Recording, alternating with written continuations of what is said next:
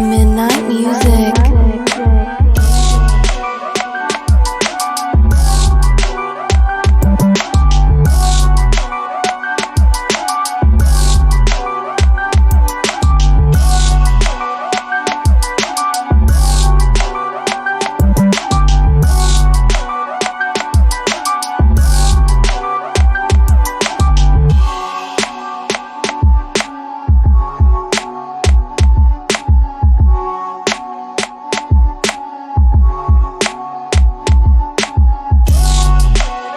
Midnight music.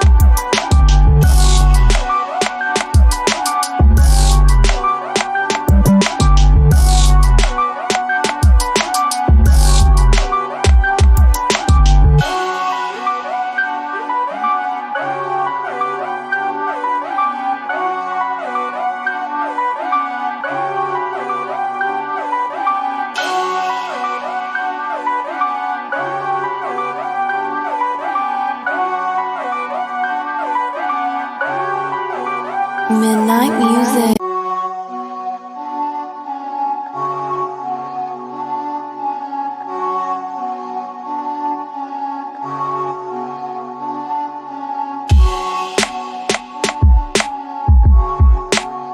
Midnight music.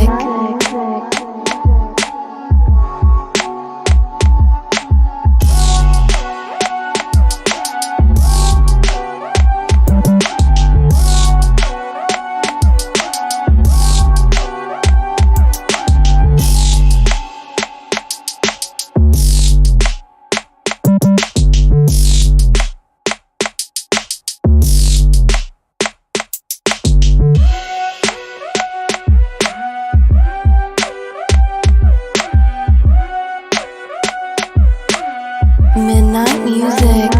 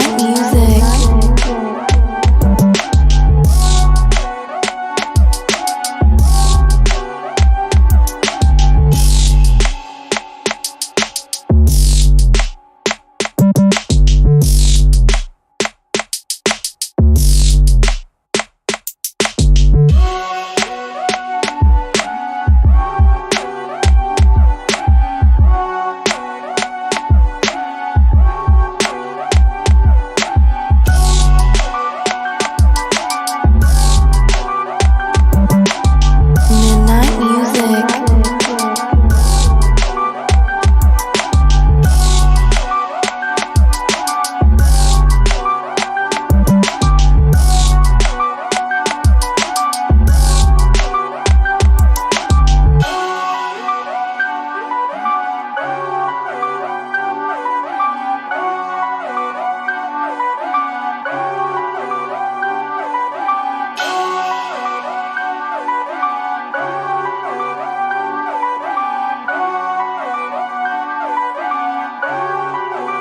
Midnight music.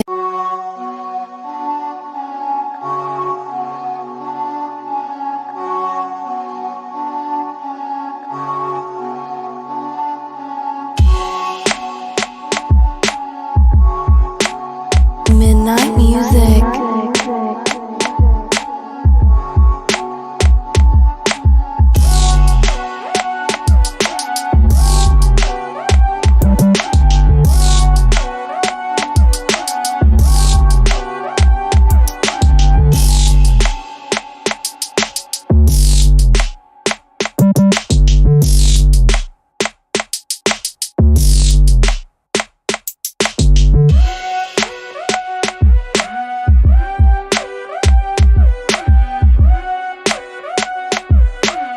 Midnight Music.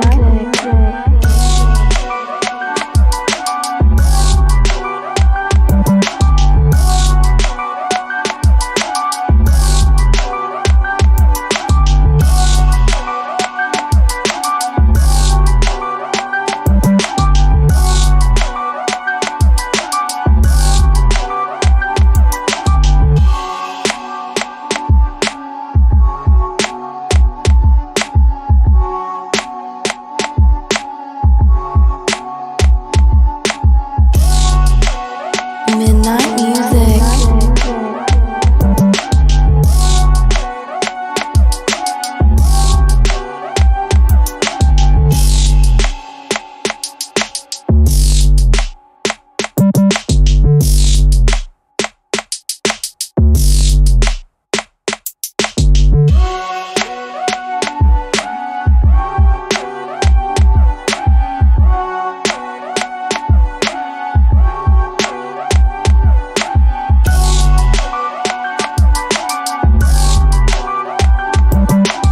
Midnight Music.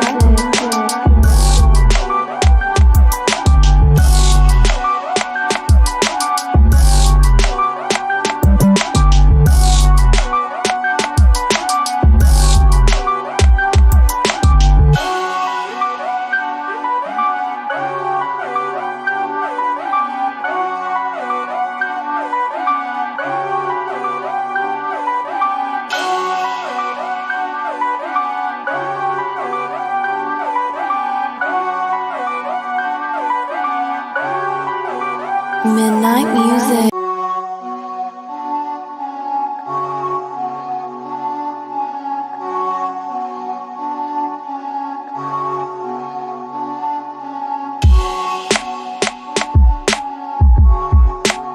Midnight Music. Okay, you in a relationship. That's your best friend. Exactly, Come on yeah. now. Get with it. Dylan is my best friend. They really are. And you got your boys over here. Yeah. Yeah. Your wrestling buddies. By the way, Andor, we have to go to an Islander game. It's our 50th anniversary. Yes, I agree. Mm. I want to get. I plan on getting me and Dylan tickets for when the Bruins and the Islanders play because that's Dylan's hockey team. The Boston Bruins. Islanders sound fun. Yeah. Islander games are so much fun. Well, you have to go to UBS because, like, I think I've told you this. You can't go like 2 people without finding a bar. It's great. I hardcore love the UBS arena. Oh yeah, it's so much fun. And now that they have trains going in both ways, I don't have to fucking drive in. It's so great.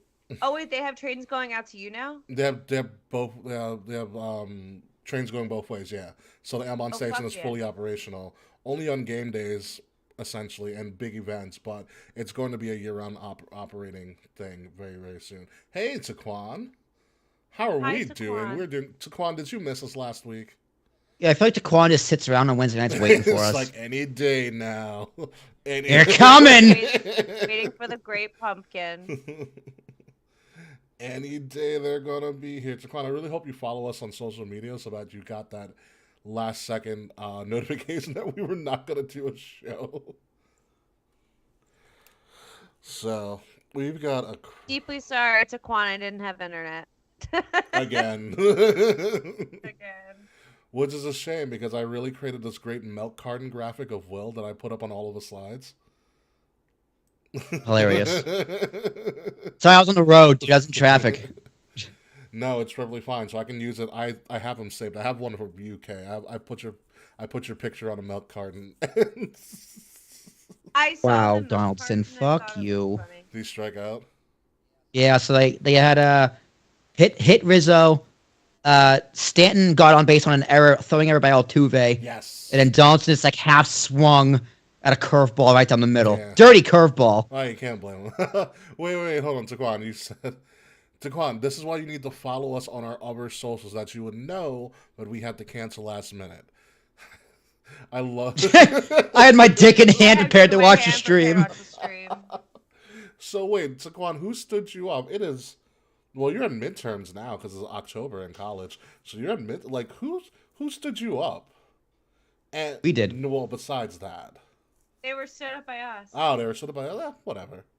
I'm sorry, Taquan. I'm not really sorry. Again, Taquan, Taquan, you have been watching us for like 2 months now, or more than that. Follow our social media. The handle is literally at the bottom. We are everywhere. I would have a TikTok handle if it matched our theme, but we don't have one. We don't have a. I need to find a golden TikTok handle because I'll put it down there too. Follow us there. Like it's where you. We don't have a TikTok. No, we do have a TikTok. It's where I put up the merchandise ad. As in, like, I could have sworn we had a TikTok. Yeah. No, but we don't have a TikTok logo on the bottom with all of our other social media icons. Oh, we'll get there.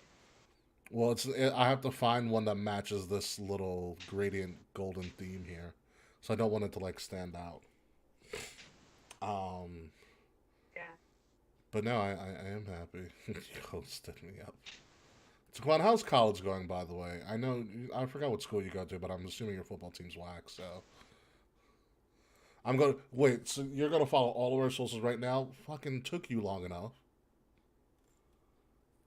I can't wait. I'm gonna watch too because I have our socials up on on my other computer here.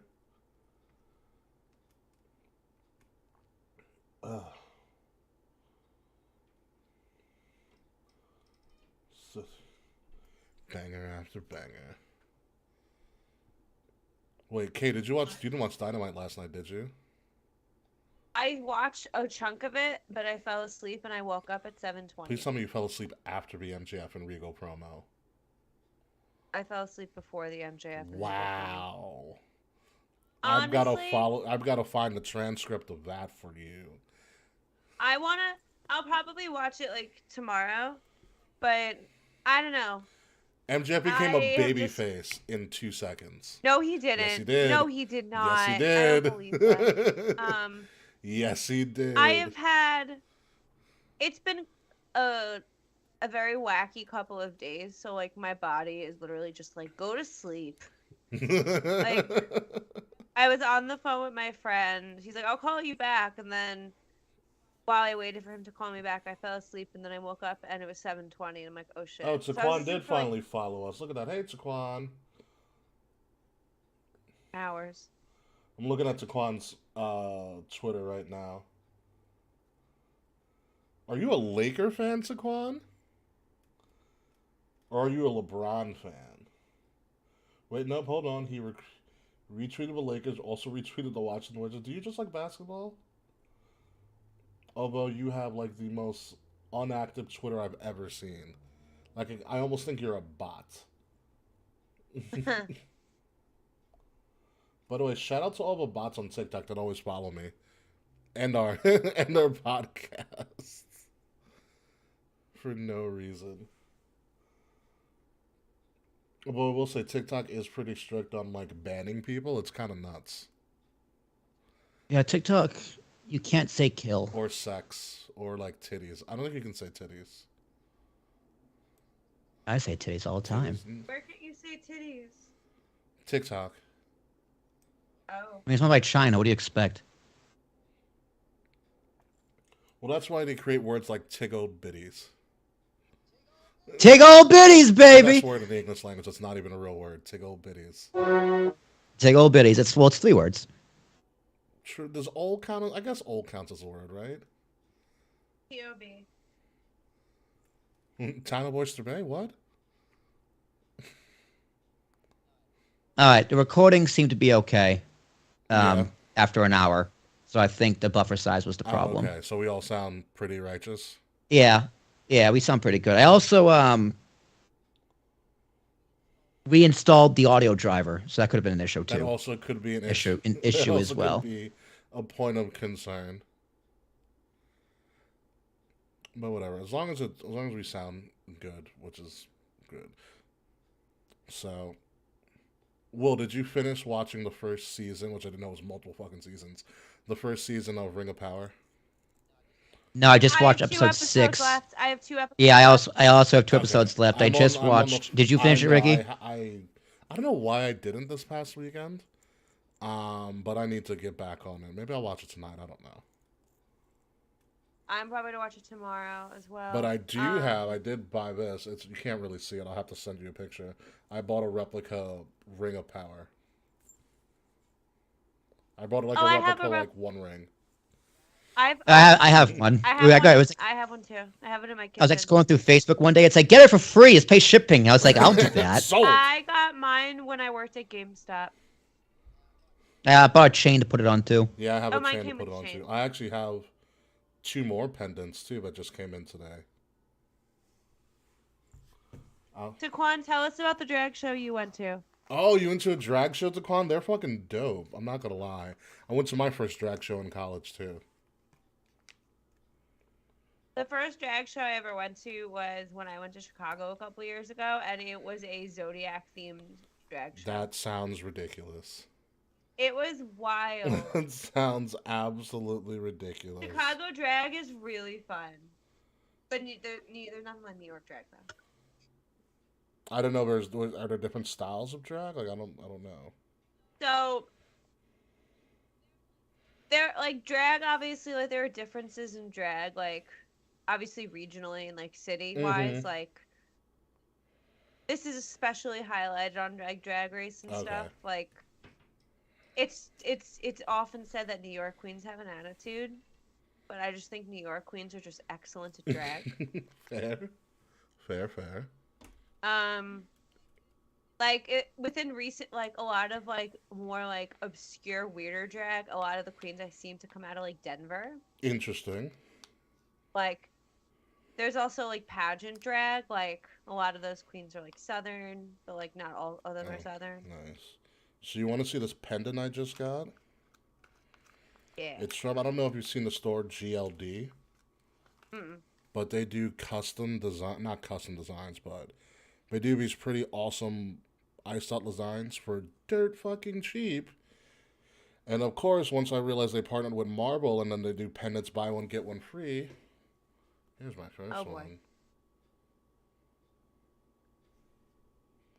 That, you see it? Iron Man.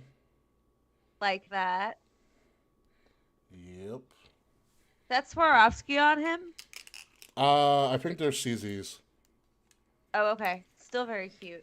Yeah, I don't care about whether it's real or not. I just know that it shines. Oh, CZ is great. Yeah. CZ is great. And then the other one I got, it also came with a free 20-inch chain that does not fit around my neck because I have a huge neck. 20-inch chains are small. I'm aware. I'm aware. It was also white gold, so you can't really tell the difference. And of course, this one. The Black Panther. Ooh. I was a part of Homecoming. Nice. FAU has a 14-year traditional drag show every year this month. The performances were great. I enjoyed the energy, dancing, outfits, song selection, etc. Song selection's pretty uptight, dude. It's pretty tight. I mean, yeah, if you're gonna do a drag show, song selection is key. Whoa, Judge, what a fucking catch. I especially love, like, a lot of the times in drag queens, like, they have, like, spoken interludes, like, in the songs. Oh, when it's like when it's a break between, like a mash. Oh, okay. Yes. Like a break between the lyrics, they'll say some shit. Yeah, or like it's like lip sync, like they like cut in like say like a viral clip. Like I once saw a drag queen. Okay. I forgot what she was singing, and then the music kind of pauses, and then like but you can still hear like the instrumental in the background. Gotcha. But then like this like say like I remember once like a queen was quoting SpongeBob. Like it was the SpongeBob recording. Nice. Like, but it's somehow related to the song, and then the song comes back. Nice. I saw a thick Latina dancing just stand out from Goofy Movie. Fuck yeah. It's the quote of the year right there. That's amazing. I'm happy for you, Taquan. I love drag. I'm so happy for you, Taquan. Oh my god. That is absolutely fan-fucking-tastic. Oh my god. Alright, so we've got a lot to talk about. It's 8 o'clock. We should probably get this show on the road because it's going to be a long one. but it's going to be a good one. So, well, is the music ready, sir? 1 Take second. your time. No big deal. You know, it's only the Yankees playing in the ALCS. Yep, got it. Okay, let me start rolling here. Are we off the What screen? do you mean? Are we good to go? All right. Let me just double check one last thing. I lied. Nice. Yankees could have a first inning jam. All right, perfect. You should see his catch Judge made. Holy fuck! You'll see on it'll come Instagram. up. And this catch Stanton didn't make. I'll also see that as well. All right. All right. Starting in 5, 4, 3, 2.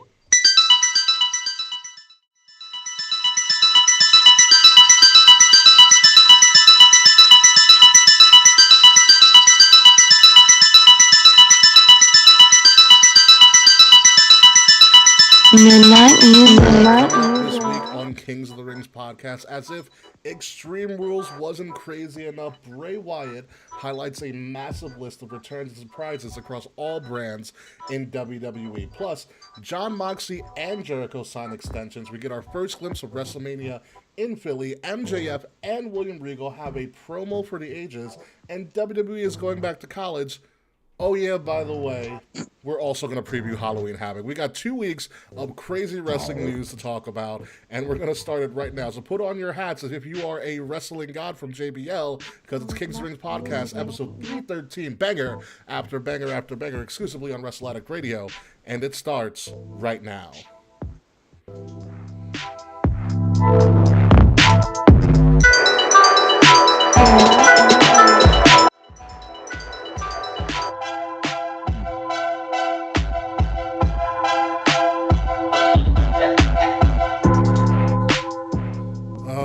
So happy the Yankees won last night. Yeah, it's not going to be an easy 7 games, though, with Houston. It's not going to at all, but we'll be here for all of it. Ladies and gentlemen, welcome to Kings of the Rings Podcast, episode number 312, 313. I forgot what fucking episode it is. It's 312, baby. 312. I might have said 313 in the intro, but whatever, my bad. Banger after banger. We were not able to do a show last week due to Santana and Ortiz messing with K. Murphy's internet yet again, and Will was on the road somewhere, but he is alive and well. We're all alive and well. And my brother got married. Your brother got married, which is, I guess, that's a cool thing as well. We are alive and well. We have a shit ton of wrestling to talk about, because wrestling, for some reason, in the down part of the year on the wrestling calendar, wrestling's been fucking amazing. Outstanding. Like, absolutely mind-blowing that everything's hitting on all cylinders. But before we get to any of that, let's check in with everybody, starting with Will Tarasuk. Will, how was the wedding, by the way?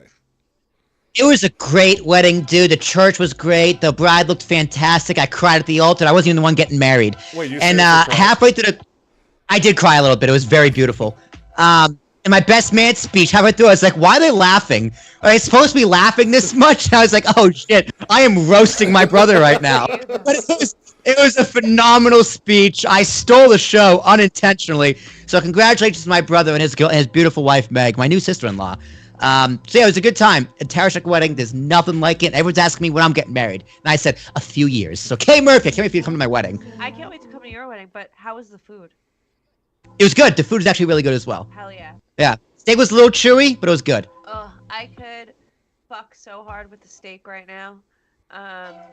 Oh my god, I feel like I'm gonna sneeze. No. Come on, get it out. Get it out. Get it up. I think I can persist. But so many wild things are going on in my life. I am finally off the 4 a.m. grind Woohoo! as of yesterday. Holla holla.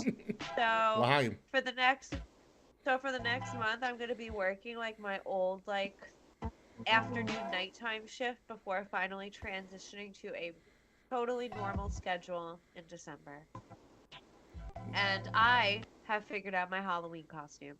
Ooh, are you gonna tell us now, or are we gonna wait? I have to work Halloween night.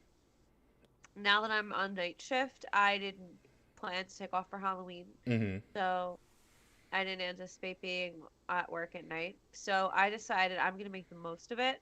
And I'm going to have a comfy, cozy Halloween night while I work. So you're wearing a onesie. You're goddamn right. I'm wearing a onesie. Would you like? How to did know I what know? onesie I got? How did I know? Is it a Please let banana? it be a No. banana.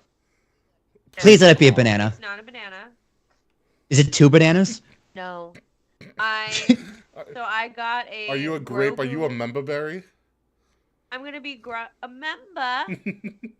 I am being Baby Yoda, aka Grogu.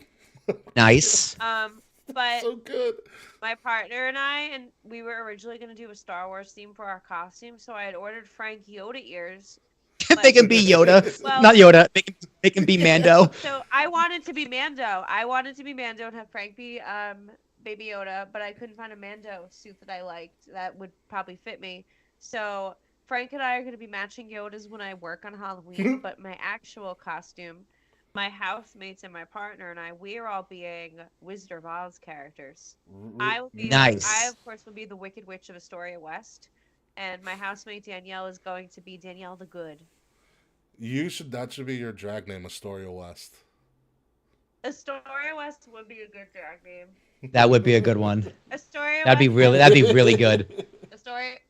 Well, Astoria West is like they're making it's like a complex near me because I live in the westernmost part of Astoria. Yeah. But they're trying to like make Astoria West a thing. Making our way to the stage, Astoria West. There you go. Yeah. I like it. Astoria West. All right, folks. So let's get into it with Astoria West here and Will Tarish. Like that should be your new name for An Astoria West Side Story, Yeah. baby. Astoria West Side Story. Oh my God, Kay, we should stop calling you Kay Murray. Just call you Astoria West, just to give you like a gimmick name. That would be awesome. I'll change all my social media. You don't have. This is just an idea. This is off the top of the. No, I do love I the do K love- Murphy. Yeah, the TKM as well. It's funny, K. Like whenever I talk to like my friends or whoever, I always say your last name too. It's not just K. It's K There Murphy. you go. Like whenever Honestly, I've always been whenever you that come up, it's just like it's K Murphy. Even before I changed my name and I was going by my old name, like I was always a first name, last name human. Oh my God, Ricky Bader just went yard and just absolutely destroyed it. Nice. He might as well have hit on the fucking Nice. train tracks. Suck it, Astros. You're going to hear about a lot during these next couple of weeks of the ALCS, especially if we lose. Oh, I'm going to curse them all out. But anyway, folks, we have a lot of wrestling to discuss. Extreme Rules happened, and I think we should start there. It was yes. It was the greatest Extreme Rules that ever happened. went to. I can't remember any others either. Other than the horror show. The horror show was funky. Yeah, it had an interesting, and that's what Bray and Braun went at it, I think. Yes. Yeah, and then in like the yes, swamp. Bliss with Sister Abigail for like that one-off. I think that was it. Anywho, let's talk about Extreme Rules in general. Great show, but we're not going to start talking about any of the matches. Let's start with in my opinion, the absolute greatest return I have ever seen in the history of professional wrestling. This is better than Edge coming back at the Rumble. This is better than Hardys. every 100,000 Undertaker return. Better than the Warrior coming back at WrestleMania. Bray Wyatt's perfectly executed multi-week series of clues and hints paid off in a return that got one of the craziest pops I've ever heard from a live show that I wasn't there for. Yeah, I know. Me and Ricky text each other at the same time. We should have went to Philly. I should have nutted up. I should have taken out my brother's wedding gift, and I should have went to Philly. Honestly, He could have went with $700 instead of $1,000. It would have been fine. He texted me saying I paid him too much anyway. That asshole. if I wasn't in Salem, I 1,000% would have been Philly. And Ricky texted me, he's got the whole world in his hands. I was like, God fucking damn it. I had the time of my life, but like, I would have loved. I mean, Triple H brought back the post lower third ending, the post credit ending.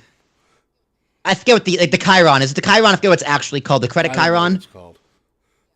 Yeah, you know what it is. Yeah. Like the copyright Chiron. I know what you're talking about. If you actually look at that whole show, I think I'd say this earlier, but if you actually look at that whole show, you have the post lower third ending, like the past the copyright ending, the surprise ending. You had the plants in the crowd of the NXT people. You had Braun Breaker and Thicky Nicky Nikita Lyons, my lord almighty, also in the crowd. You brought back the spotlights on the champions during a championship match and the blacked out crowd. You didn't see a WWE event. What you saw was TakeOver.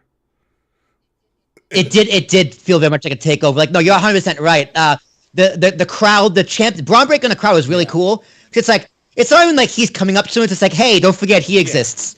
And then the championship thing, I didn't even notice until you texted it to me. I was like, oh fuck, he's right. Because like, you know what it is? I noticed it, but I always thought like WWE always did that. You know what I mean? Because I'm so accustomed to it. So that was really cool. And Triple H, like, again, just the small things, the little details, the little changes that make WWE so much better over the past few months, as well as the returns. And it's like, there's no announcement. Like, Tony Khan would have announced it, right? Would have been a press. Dave Meltzer would have leaked it to Meltzer. It's like, hey, we're bringing this back. And Triple H is like, I'm just going to do it. People who know will know. It'll be cool. And it was great. It's a great detail. And it made it so much better. It really did. I love it. And also, you know what actually kicked in for me when I was like, oh crap, it's a takeover? It was the minimal amount of matches on the card. Yes, six matches. Six matches. No fluff. No fluff. Every match, for better or worse, had time to breathe and tell a story. Excellent pacing. Fantastic match placement. The show flowed. I mean, it was. And I also ate an edible like during the pre-show, and I ordered wings, so I was so happy. I was just in bliss, dude. I'm not gonna lie, I fell in love with wrestling again watching this show. I was almost like, fuck, dude, I should stop working so much so I can watch more wrestling. It's almost a problem because I really want to start like watching wrestling pretty hard again. I feel you it's so just like, hard on this. I really enjoyed it. It was so much fun. What about you? I do regret not going to Extreme Rules. It's so true. What about you? Were you able to actually watch Extreme Rules at all? Yeah, I watched all of it, but I watched it while I was working. Mm-hmm. So like, I also wish that like I had more. I want to watch wrestling like that again. Like I've been very open about like being kind of over wrestling the last like all of this year basically. Yeah. And then I don't know. The Punk shit and the Jeff Hardy shit really was just like a cherry on top of my shit sandwich. But yeah, I have been needing reasons to fall back in love with wrestling, and like Triple H like taking over was like definitely a sign that could happen again. And then Bray coming back, and then his promo on SmackDown. I'm in. I am in. I agree completely. In so hard. Like I watched Raw and SmackDown, and I look forward to watching it this week because I wanted to know what he was gonna do. And I know it's like a really simple take to have, but that's all wrestling takes. Needs something to bring you in and something to be actually compelling and interesting to watch that brings you back week to week. Whereas like when Vince was still here, there are so many times I could see the same match over and over again, and I haven't had that feeling at all in weeks. And all you need is one gateway to bring you back in, and Bray was that gateway for a ton of people. This felt so real, and the crazy thing about this was that we all knew it was Bray. Like we all knew, and. Well, we thought it was Alistair for half a second. Well, I thought it was Alistair too for a half second. I would have exploded. But we all eventually we all figured out, okay, it's Bray, and it still got that reaction. Yeah. Unbelievable. They told you without telling you. The promo that he put on that following Friday was a shoot, by the way. Say, hey man, this is a side. This is a side. I haven't reviewed myself, man. It's like, yeah, man, yeah. It was great, and then it was weird though. It was weird how they cut it off. Oh yeah, with that newest character to end the show. Yeah. Which means the story's not over yet, which is a good thing. No, of course. It's interesting. It's creative. It's different. I'm here for it. See where it goes. I'm here for it. I love the visual of his return, about how he is essentially, from what I gathered from it and watching it a couple of times, he killed off all of his past characters. Yeah. You know, that's why the Firefly Funhouse was so like dormant and damp and all the characters are there. He's killing it off and he's coming with this newer creation of some sort, whatever it is, and it could be it's just him. You know? Part of me though is just like, man, don't give the Marks this much credit, man. They're gonna don't give them an inch. They're gonna take a mile. Don't do it. Fuck, you did it. But it was so good because it was just whoever came up with it, the placement of all the characters around the crowd, the song, it being in Philly, which is very marky. It was a perfect return. Perfect return. Yeah, he looks happy Yeah. too. I love his hair. 400 days. Over 400 days, he had not done a thing. So it was crazy. Yeah, that also is true. Mr. Fretz, welcome, Mr. Fretz. He's fighting his demons. The puppets are his demons / his past, which would make sense. Which has made a lot of sense, and I'm happy he's back because I do know, and if anybody followed Bray, you do know that when Brody passed away, that really took a toll on his psyche for a very, Yeah, very of course. long time. So, but I'm happy that he's back, and now he can instantly be back in the picture, especially because the last time we saw him, he was in the Universal title picture with Roman and company, and so this could be another foil to Roman and the Bloodline, which would be very, very interesting story. I don't know if they'll do that, but we'll see what happens. But moving along, let's go through some of the card on the or almost all the matches on the Extreme Rules card. Starting out with the Fight Pit, which I thought was very well done from the first time we. Woo! Wow. Yeah. A lot. Oh, the Fight Pit. Sorry, no, sorry. I thought it was the Donnybrook. No, the Fight Pit. Donnybrook. Oh my lord! But the Fight Pit was great. I love Daniel Cormier as a no nonsense referee. Fucking tastic. Yeah, the no nonsense was good. He counted a little fast. The sign of a good ref is when you can't recognize, right? The one you forget is there. DC made his presence felt, which isn't necessarily a bad thing, but I don't know. I didn't think it was great. You know what it was? You think it was because I think they were the de facto main event, sure, but they weren't the why everybody was there for at the end. Like Triple H made you wait for Bray, which is the right thing to do. But it did seem a little bit rushed, but also to me, it felt like it was just a UFC fight in a different name. Yeah. No, the match was great. I love the no ropes. I was thinking, damn, it kind of needs some weapons, though. I don't think it needs. It depends. I mean, they're literally giving this to Riddle as his this is your signature match type thing, which I get. You know. I thought he legitimately broke his tailbone coming off that cage too. Yeah, I thought he fucked himself up. I was like, yeah, your back or your ass or something is just not right. Something. Yep, something is no bueno. But I was talking to Charles. Shout out to Charles, by the way. Shout out to Charles. Love that guy. He was talking about. Hi, Charles. He was talking about how Daniel Cormier being the only no nonsense official could be his character because it's believable. Like it's when believable. When he put Riddle and Seth up against the wall and he was like, "Don't touch me," like. You know what happens if you touch me. Like, he played it well, which I thought was cool. But I loved the match, and they got out of there. It was a good match. Kay, did you watch the Fight Pit? I did watch the Fight Pit. I enjoyed it. You enjoyed it, yeah. But I was very caught up at work. I didn't get to watch it the way I wanted to because I was, like, caught up No, I get while it. I was watching the Fight Pit. Yeah, no, it was good, but I was like so super busy at work. yeah, no, I definitely get it. So Fight Pit was great. But I liked it. I thought it was really.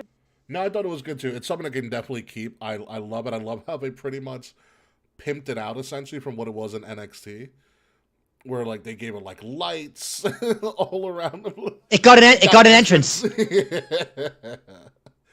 Because for a while I was like, how the fuck are they gonna do this? Like I remember all the Fight Pit was constructed. I was like, how the hell are we gonna do it? And I saw, I was like, oh, they did a really good job. And it's a tall structure.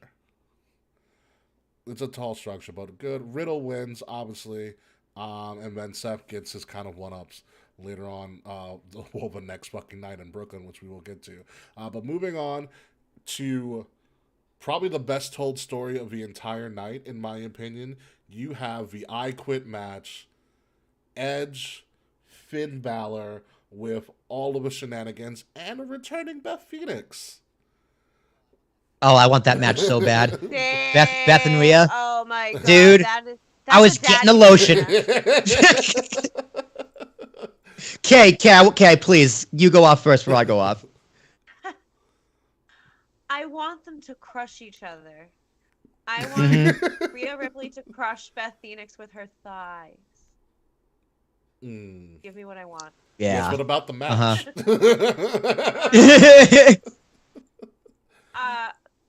I think the I Quit match was probably my favorite match of the show. Again, I wish I wasn't working when I watched this pay-per-view, and I'm like bummed about it because I've like gotten so used to like being able to watch wrestling. Yeah. That now that like it requires my attention again, I'm at a loss. Yeah, you're gonna have to learn to adjust. But let me ask you a question, Kay. Did you see Finn Balor's entrance? I did. God, what a fucking disgust! It was off. That was bad. Loved it. I don't care. I love the random mass BS. Like I thought it was different. I liked it. I also liked the remix on his Oh, Gimp Balor, you mean? Yeah, it was. I don't remember. It was this like. It's like you might as well call him Zed. Zed is dead, baby. Zed is dead. I was just like, what the fuck are you wearing? That was really dumb. Kanye West Balor, yes, it was the Kanye West Balor. Wow. To a T. But this I Quit match was a lot better than expected for me because I didn't picture Beth getting involved. I should have seen it coming, honestly, because how else do you get Edge to quit? Yeah, you threatened to hit Beth in the head with a chair. And then he quits, and you fucking do it anyway. And then you do it anyway. Yeah. No, like it was well told. It was a little slow paced, picked up in the middle. Great finish, great story. Yeah. The Dom kicking the balls was great. You know, Dom beating the fuck out of Ray was amazing. Like, I could watch Dom beat up Rey Mysterio for 3 hours. That's WrestleMania Night 1 for me, and the pre-show. Dom beat up Ray and has been beating up Ray so badly that one, he's gotten some crazy heat from everywhere he goes. And he beat AJ Styles. He got lucky. Do the shenanigans. And I felt the same way. And he forced Ray to go to SmackDown. Good. He should be on SmackDown. Dominic, fine with me. From Ray. I love it. Hi Frank, who's joining us on the show right now. Frank Tortellini is joining us. Yes, ready for your Halloween, Frank. Although, are you upset we're not getting a Ray Dom match? Save it for Mania. I think it's coming. Save it for Mania. Okay, save it. Save it. Okay, that's fine with me. All right, as long as we get it eventually. Move him over to SmackDown to let it go away for a while. Dom eliminates him at the Rumble. Set up Ray Dom. It's in California. Yes. Like, how do you not? Booyaka. How do you not do Ray Dom in California? Like, it has to happen. It's like we're gonna have a San Diego street fight, Dom. Don't even say that. That's what's gonna happen. It is what's gonna happen. Apparently, there's gonna be no pay-per-view between Survivor Series and the Rumble, and I'm really excited. Very good. They canceled day one. Don't tell Charles that. No, don't tell Charles that he wanted to go to day one. I actually liked day one. It was a clever idea for a pay-per-view. I liked day one too, but I just saw the other day that they're canceling day one, so they're not gonna have anything from the Survivor Series to Royal Rumble. Like, give it kind of like an AEW vibe, and I'm here for it. But also that's fine. Good. I don't need a monthly The show. Royal Rumble should kick off the new year. Charles, hey, Charles is here, and he just revealed the news. Hi, Charles, he said fucking criminal. But you're not going to day one. And number two, after Survivor Series, no one cares about a wrestling pay-per-view unless it was Starrcade, and even that didn't do well. Yeah, dude, they're like, hey, maybe the December pay-per-view will be a Christmas gift, and for a few people it was, but not enough. So, whatever, it's fine. Survivor Series ends, Royal Rumble begins, gives a little bit more credence to Survivor Series, hopefully. Moving along from this I Quit match, which again was fucking phenomenal. Will the opening match, Donnybrook, have fun talking about that? Dude, it was fun. It was a fun triple threat, like tornado tag match with barrels and shit. I have never been more high on Sheamus than any ever. It's just like, wow. And Walter, so you guys know I'm not a huge fan of Walter or Gunther, but these trio, dude, they're phenomenal. I even like the name Butch now. Like, it all fits. I have forgiven Ridge Holland for injuring Big E. Like, everything about this is just over. They just beat the fuck out of each other. They got like 25 minutes. It might have been the longest match on the card. It was great. I don't think I would forgive Ridge Holland for injuring Big E, but I understand what you're going for. Yeah. It's like, you know, I'm glad there's no heat on you. You're talented. He is really talented. I was really excited about him. And then everything just kind of like, womp womp. Oh my god, Franklin, what you Well, yeah, he almost killed Big E, and that was bad. That was really bad. That was very bad. Yeah. But these guys put on a fucking show. Sheamus, this might be, and it's really weird to say because Sheamus, again, has a Hall of Fame career and no one really knows it. He's underrated as fuck. He is, but this might be Sheamus's best rivalry he's ever been in. It's like the past few months has been his best run. I The most agree. over for sure. It's my favorite era of Sheamus. This is my favorite era of Sheamus too. Yeah, all we're missing is Pat McAfee screaming "Fight Night" every time they come out. Yeah, Michael Cole's He's trying to do it. I will say this. I will say this. Michael Cole at Extreme Rules was unbelievably awesome. Yeah. He did great. Dude, you know what it is? You know what it is, Michael Cole? Michael Cole has been allowed to like give wrestling history facts, and it's just like, oh, this is so cool to know. Well, Vince is like, no one knows who that is, pal. But like, who cares? It's like this history facts. It's cool. Yeah. Oh no, I'm also talking about in particular when what was it? He went off on Dom for beating up Ray. Yeah, that's your father, for Christ's sake. I think he's having so much more fun. Come on! without Vince in his ear.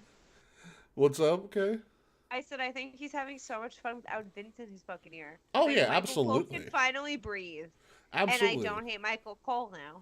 Yeah, when he did the first ever UK tournament and Cole was in his ear, and I think I guess Trips was running that show, the first ever UK tournament. He was fucking fantastic.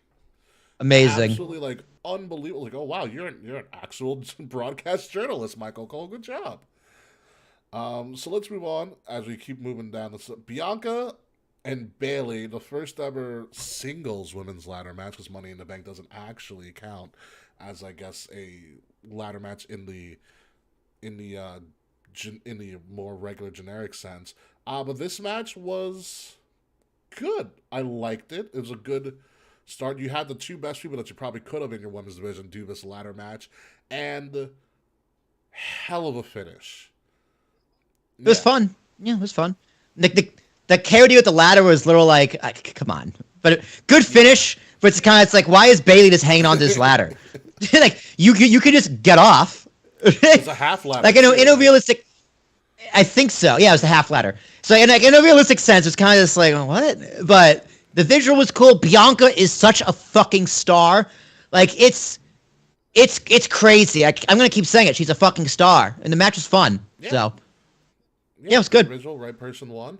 Kay, what were your thoughts on the ladder match? Did we lose you, Kay? You guys keep cutting out, so I'm missing half of what you guys are saying, so I'm trying to, like, figure out everything that's going on contextually. Oh, okay, sorry about that. I know. I heard Bianca and fun, and I'm going to agree with that, because I agree that Bianca and Bayley had a really fun match, and I want to see them in a fight pit. Ooh. Female fight pit? That'd be fun. Ronda's the enforcer? Honestly, I really want Rhea in a female fight pit if I had my choice, but my sapphic wish list grows. It's very true. It is almost Christmas. It is almost Christmas. That's true. We gotta go through Thanksgiving first. Let's move on, folks. Speaking of Ronda and sapphic and really sapphic endings, you had Ronda and Liv Morgan. Ronda beating down Liv Morgan to take the SmackDown Women's title, but Liv ending up winning at the end because Ronda sat on her face and she passed out on the smiling. So I don't know a better ending than that, to be honest with you. Liv got murdered. Yeah. Absolutely murdered. It just looked like when it was time for a comeback, like she ran out of gas. She looked like she had trouble swinging like a kendo stick or a bat or whatever she was swinging. Fast. Like the hits or the chair, Yeah. the hits just looked so weak. Like I was just like, yes, that is a big Liv Morgan problem, I think. I mean, when it comes to chairs, I don't know what it is. It's like most women, like maybe like other than Bianca or like Nia Jax, it's just like even like Ronda has trouble swinging a chair. It's like they're actually too heavy for them. Which is wild when you think of it. Yeah, but yeah, Ronda looked good. Just say that. You know what it was with Yeah. Ronda? Like she went through the table, which was a great spot, and then Ronda just didn't let go of the hold. She was like, "Oh yeah, I'm a UFC fighter," and just locked it in and wouldn't let Liv out of it, which I thought was kind of cool to see. It's like, oh, Ronda went UFC, and I loved Ronda's submit outfit. Like I enjoyed her rowdy tribute, but now she's starting to develop her own gear again, which Yeah. I think was really, really cool Yeah, to I see. agree. So, what were your thoughts on that sapphic ending, K Murphy? I mean, I'd love a good sit on your face and pass out kind of moment. So I think it ended exactly as it should have. But honestly, if Liv Morgan actually won, I think I would have had a mental breakdown because I wouldn't have believed it. You know what it is now? Liv Morgan, especially after her little crazy bout on SmackDown, I really feel like Liv Morgan is in her Jeff Hardy era. Just getting beat In what down way? and jumping off of high things for no fucking reason. Because Yeah, pops. That's how I feel. I feel like Liv is trying to get her Jeff Hardy on. How I'm down with dare that. you? Yeah, I'm down with it. She's trying. Yeah, she's trying, but we'll see what happens. Let's move on to probably the most unentertaining yet still kind of entertaining match in the Extreme Rules card. We had the strap match between Karrion Kross and Drew. Oh yeah, Oh, I already forgot about it. Next. That happens. I did love Karrion Kross being an absolute dick and not putting on the strap for like the first half of the match. Yeah, it was a fine finish. Fine, Drew got hit with legit pepper spray, which kind of sucked for him. Big fan of Scarlett. That Sable cosplay she did was amazing. Is that what that was? I was trying to figure it out. Okay. Yeah, good for her. Rawr, whatever the Sable's like lion roar was, a tiger roar, or whatever. It's 1-1, 1-1 by the way. Thank you. Was it a panther? I thought it was a panther roar or something like that. It might have been a Black Panther. Sex Panther. It was a Sex Panther. That makes sense. It was like a panther roar and like a whip, right? Or something like. Yeah, and the whip. Somehow that got past censors. And then fucking Mark Merrow came out. We're like, boo. So bad for Mark Merrow. Not only like he was legit married to Sable, and then Brock came in and took her. Apparently him and Brock are really good friends, which, yeah, duh. If you're gonna have issues, you're not gonna have a life. Yeah. Yeah, Mark Merrow got cucked by Brock Lesnar. I'm not mad at him for it. I don't blame him at all. You know what? It's not your fault. It's not. It's not. Yeah, It's not your fault. It is. It's not your fault. Anywho, that was the 6 matches. I can't believe we had a 6-match pay-per-view or premium live event, and it was that fucking good. It was that fucking. Would you give us a 10 out of 10? No, I think I gave it a 9. Yeah. Yeah, Liv and the Balor mask just didn't do it for me. And the strap match was okay. K Murphy, what are your final thoughts on Extreme Rules now that you've seen it? I loved it. It was a great pay-per-view to get me back into WWE like that. So I also am giving it a 9. Yeah. Franklin is also giving it a 9. Oh my god, he's on the microphone. Yeah, Franklin. So sorry, Franklin, break the everyone. 4th wall right now. Tell us your thoughts. What if he just went, ow! out of nowhere. Yeah. He turns and goes, actually, Ricky, I actually think it was a great match. Fuck yourself. Oh my god. He feels very strongly about this pay-per-view being a 9, so much so that he needed to take the. That's perfectly fine with me. Thank you for your insight, Frank. I'm gonna give it a 9.5 Oh, he because licked the microphone. oh, we're getting close. I'm gonna give it a 9.5 because Bray's return was so fucking good that it elevated everything else on the card, in and of itself. But I hope they keep the style of Extreme Rules for a couple of years now, where it's just gimmick match after gimmick match, and letting each match breathe. Because this is a fantastic form. Like 6 matches went 3 hours. By the way. I don't mind Extreme Rules as a pay-per-view. I love it. I hope they get rid of Elimination Chamber as a Hell in a pay-per-view. Cell. I hope they get rid of Hell in a Cell as a pay-per-view. It's like, don't have gimmick pay-per-views. Have gimmicks on pay-per-views. Yes, I think it makes for a much better experience. It does.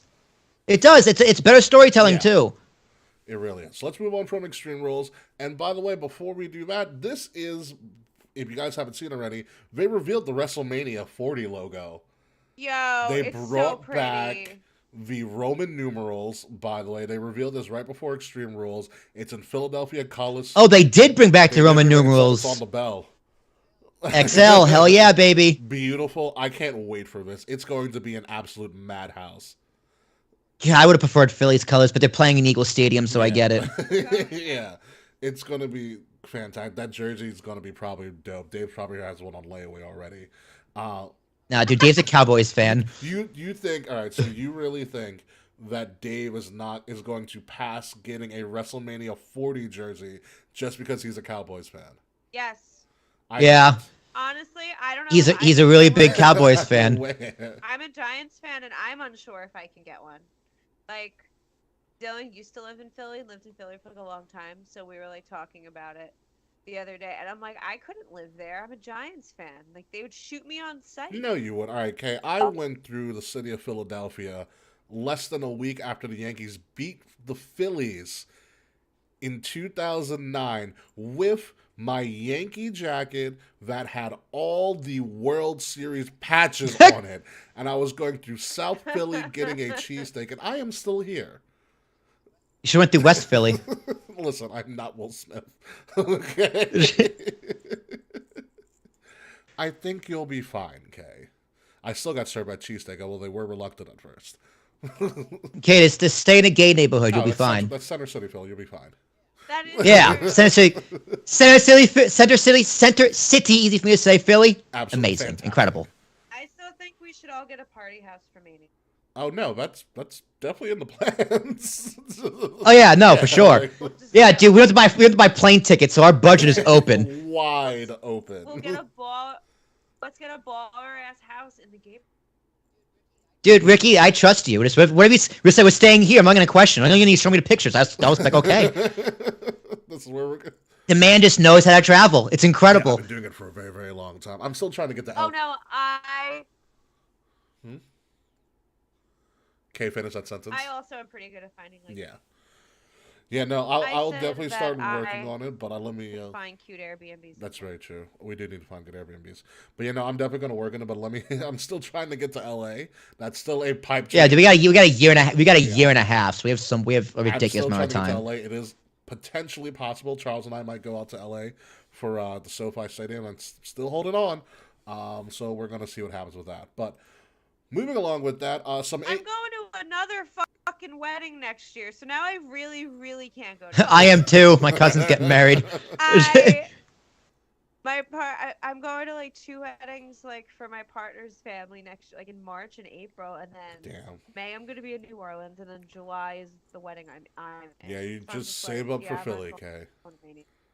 Just save up for Philly. I want to go ham in Philly instead. Oh, we are. We are. Anywho, moving on to some AEW news. Jon Moxley was reported last week to have signed an extension, a 5-year extension with AEW, where as part of his contract, he's it also has the ability to become take more of a backstage role, as well as coach some of the younger talent as well. Okay, so first things first, because the same thing with Jericho. I'll get to Jericho too. It's not technically an extension because he has new roles and responsibilities. it's a brand new contract. Okay, because I know Because, right, like- marketed as an extension. Yeah, so they're calling it an extension, but in reality, like, if you get an extension but get a whole new job, It's like a promotion, Yeah, no, since I- new I know contract. yeah, it's like a promotion. Since it's a contractor, it's so he's signing a 5-year deal starting now. So it's I don't know how much of his deal he had left, but that's per Zarian because that's just business Yeah. jargon. But yeah, he's there for another 5 years, which for AEW to sign these two guys for an extended period of time, one, incredibly smart because it's such a sign to your locker room that's listen, guys, these are our leaders. We're sticking it out like little bit of tough patch here, but like these are your guys. These are your leaders. This is exactly the kind of good press that AEW needed right now. It's a big sign to the wrestling world saying, hey, our top two guys are sticking with this company. They have faith in this company. Don't give up on us. Yeah, it's a good turn. Also, Jericho, your current ROH champion, which I'm really mad they got rid of that new ROH title one with the pure title, whatever it is, what it is. Also signing a deal which will allow him to take more of a role in creative as well as be a producer. As well, Yeah. which I actually went back and forth with my friend about this. I was like, I don't like this, and he's like, why don't you like it? It seemed to have worked out other times before. I was like, really? When Kevin Nash was in control? When Hulk Hogan was in control. When, you know? I mean, but Jericho's also in his 50s, right? He knows his days are numbered. Like, but then again, have you heard interviews with him like talking about how he carried AEW on his back and like he's got a pretty big ego. Which don't get me wrong, everything he says is correct, but it's just like, all right, guy, like how about some humility here? Yeah. It's just like you also had the Elite, all right? Like let's not forget that. You had Kenny Omega and the Young Bucks and Cody Rhodes. Remember those guys? Yeah. Like yeah, you were champ, but like that's it. And so that's my concern is that he's getting this now. I don't know when his new roles take effect, obviously, but I'm concerned that he's still an active wrestler. And it's something we've talked about on the show before about how it's hard to be an active wrestler and still try to do backstage roles, i.e. the Young Bucks, Cody Rhodes, Kevin Nash, Hulk Hogan. The list goes on and on. Dude, it's Dusty Rhodes. It's the forbidden fruit in wrestling. It really fucking is. Like you can do it, but Tony Khan or Vince McMahon needs to have the final veto power. Like, you can have your own ideas and produce other talent, but when it comes to me booking you, I have the final say, and you can go fuck yourself otherwise. Yeah, I think that's the proper way to do it. Like, you can't book yourself, dude. It's impossible. It's like Congress regulating themselves. It's not gonna end well for us. It's not gonna end well for anybody other than themselves. So that is my big concern about. Like, I'm glad they're signing extensions because obviously everybody needs jobs. But my concern is you are active. They're both champions, which is fine. You want to re-sign your champions. That's a great sign. It's good press, like you said, Will. But these backstage roles, when do they take effect? And are you still going to be that prominent in the spotlight of the show and still have these backstage roles? It's really hard. I mean, Jericho's great on TV, though. Don't get me wrong. I watched him and Dalton Castle last night, which, by the way, entrances were fantastic. Dalton Castle, one of the best entrances I've seen in a very, very long time on AEW Dynamite. I mean, Jericho can still wrestle, too. Don't get me wrong. That Judas effect at the end of the match was fucking great. But it's just I'm happy, but I'm reserved for more so for Jericho than Mox. Because I honestly think Mox handled himself a lot better than people give him credit for. To be completely honest, but Jericho, it is what it is. But moving on with the other AEW news, is there anybody else besides me that actually watched this MJF and Regal promo from last night? I didn't. This was a masterclass in storytelling. I've heard of it, though. Promo work, and the fact that most of this was a shoot, or that I believed it to be a shoot, just because of how well MJF sold every line. And someone on this broadcast actually did know MJF in his very youthful time. And so MJF essentially tells the story about how he went to an open tryout won by Regal and Malenko and someone else at the Barclays Center before a WWE event. Adam Pearce, run by Malenko Pierce Ah, and Regal. You know, he's 19 years old. He's lining up with people. He's doing a tryout match. After his tryout match, which apparently he did really well in at the age of 19, Regal pulls him aside and says, "Come with me." Regal sits him down in a separate room and says, "You have 3 minutes to sell me about why should we sign you." You know, and he's whatever. MJF does his MJF spiel. According to MJF, by the way, which Regal does not deny in this promo whatsoever. And Regal is aghast. He's in shock. He's very impressed. He said, "How old are you?" And MJF said, "I'm 19." And Regal said, "Oh, you're a little bit too young for us to sign." At the time, regardless of the fact that years ago, the Hardy Boys were like 18 fucking years old. 16. They lied about their age. And lied about his age. Yeah, they lied about their age to get contracts in and of itself. Tyler Bate was also ridiculously young as well. I totally agree. Pete Dunne, so on and so forth. Be that as it may. Regal says, "You're a little bit too young, but what I need you to do is to every month send me a video of a match and a video of you cutting a promo, and I will, try to keep tabs on you." And so he tells the story about he did it for 1 month and Regal got back to him very politely. Second month, Regal got back to him very politely. Third month, Regal essentially tells him to fuck off. And that, things changed in WWE and they're not hiring talent, straight up the indies. Like, you have to pretty much start to make a name for yourself. That's the way that it was going at the time, which sounds about right, because this was 7 years ago. NXT was just about to be on the rise, and what did NXT do? They started signing a bunch of indie town, well-known, prominent names. And at that time, MJF wasn't a prominent name. Yeah. What got me about this promo was that MJF literally pulled out the email on his cell phone. And he wasn't him remembering it. Wild. He read the email on his cell phone in front of a smirking William Regal, by the way. He's like, "Yeah, I did that." And what really got to me is that MJF is on the brink of literal real tears. He's turning red. And he goes... Really? Yeah.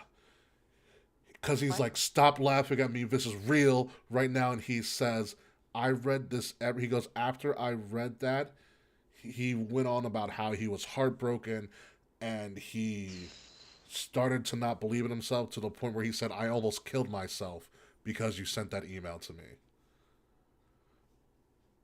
Wow. I don't believe that. I don't. You have to watch it. You have to watch it, because I remember watching me like, "Oh wow!" I was like, whoa, this might be a little bit too much here, MJF. And they go back and forth. And Regal's like, "Well, consider yourself lucky that you got an email that broke your heart. You weren't like," and Regal's like, "You weren't 16 or 17 with no family trying to fight your way into people giving you some sort of time." And Regal's telling his own backstory. I gave him the business.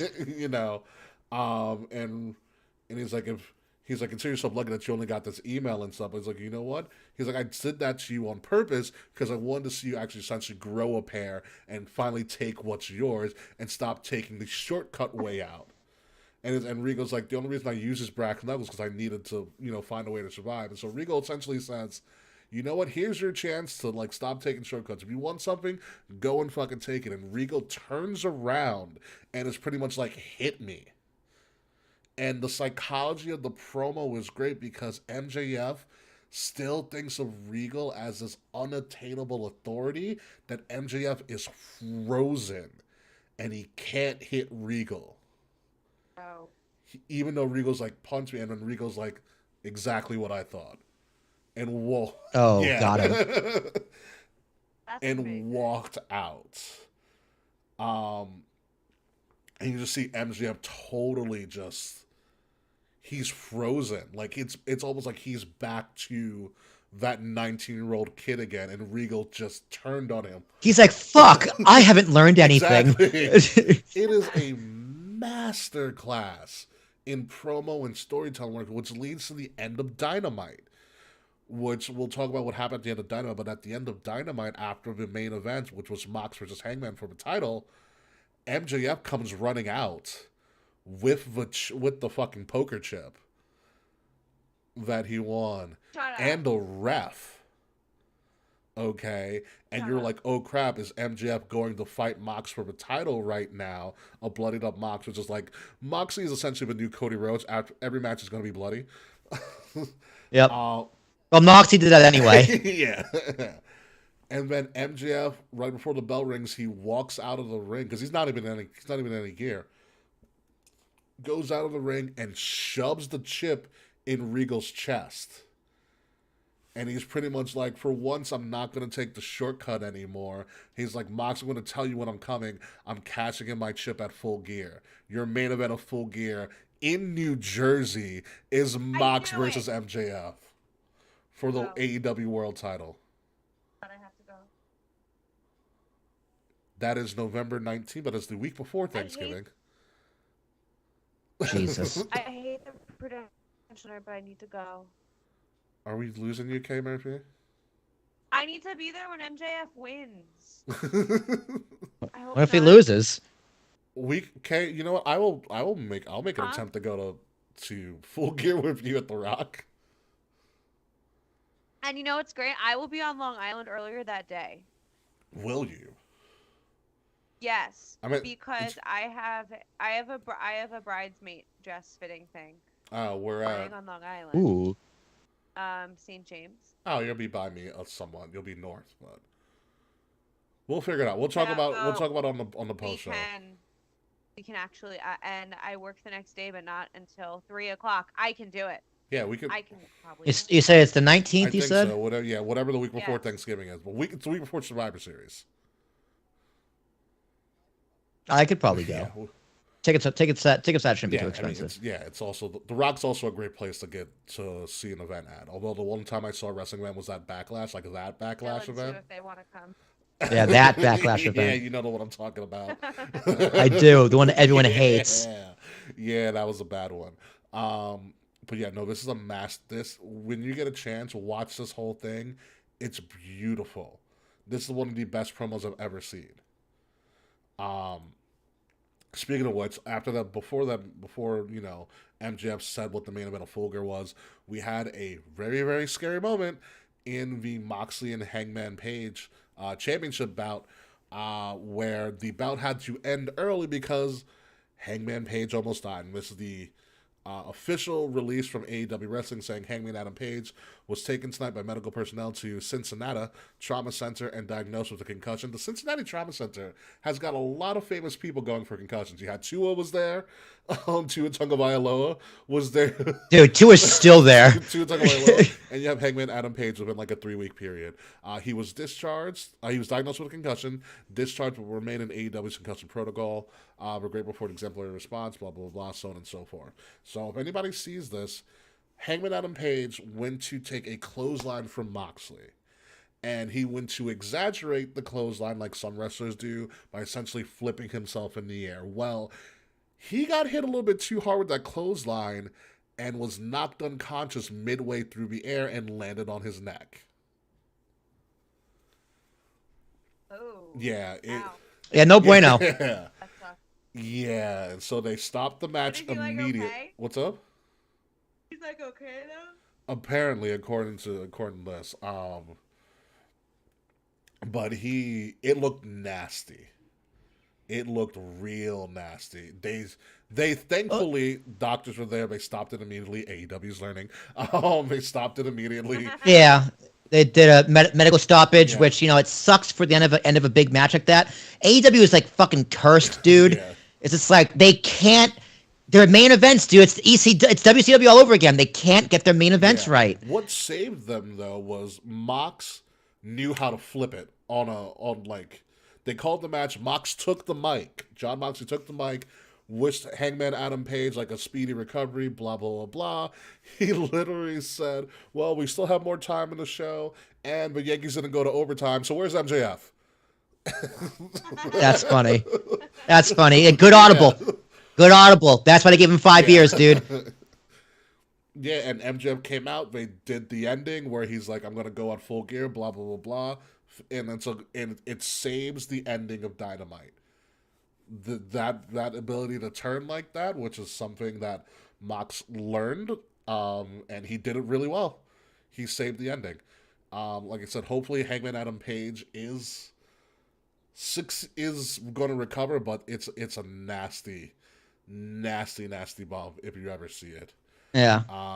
So yeah, man, it's rough. I feel so bad for Hangman too. He's been getting such a shit end of the stick lately too.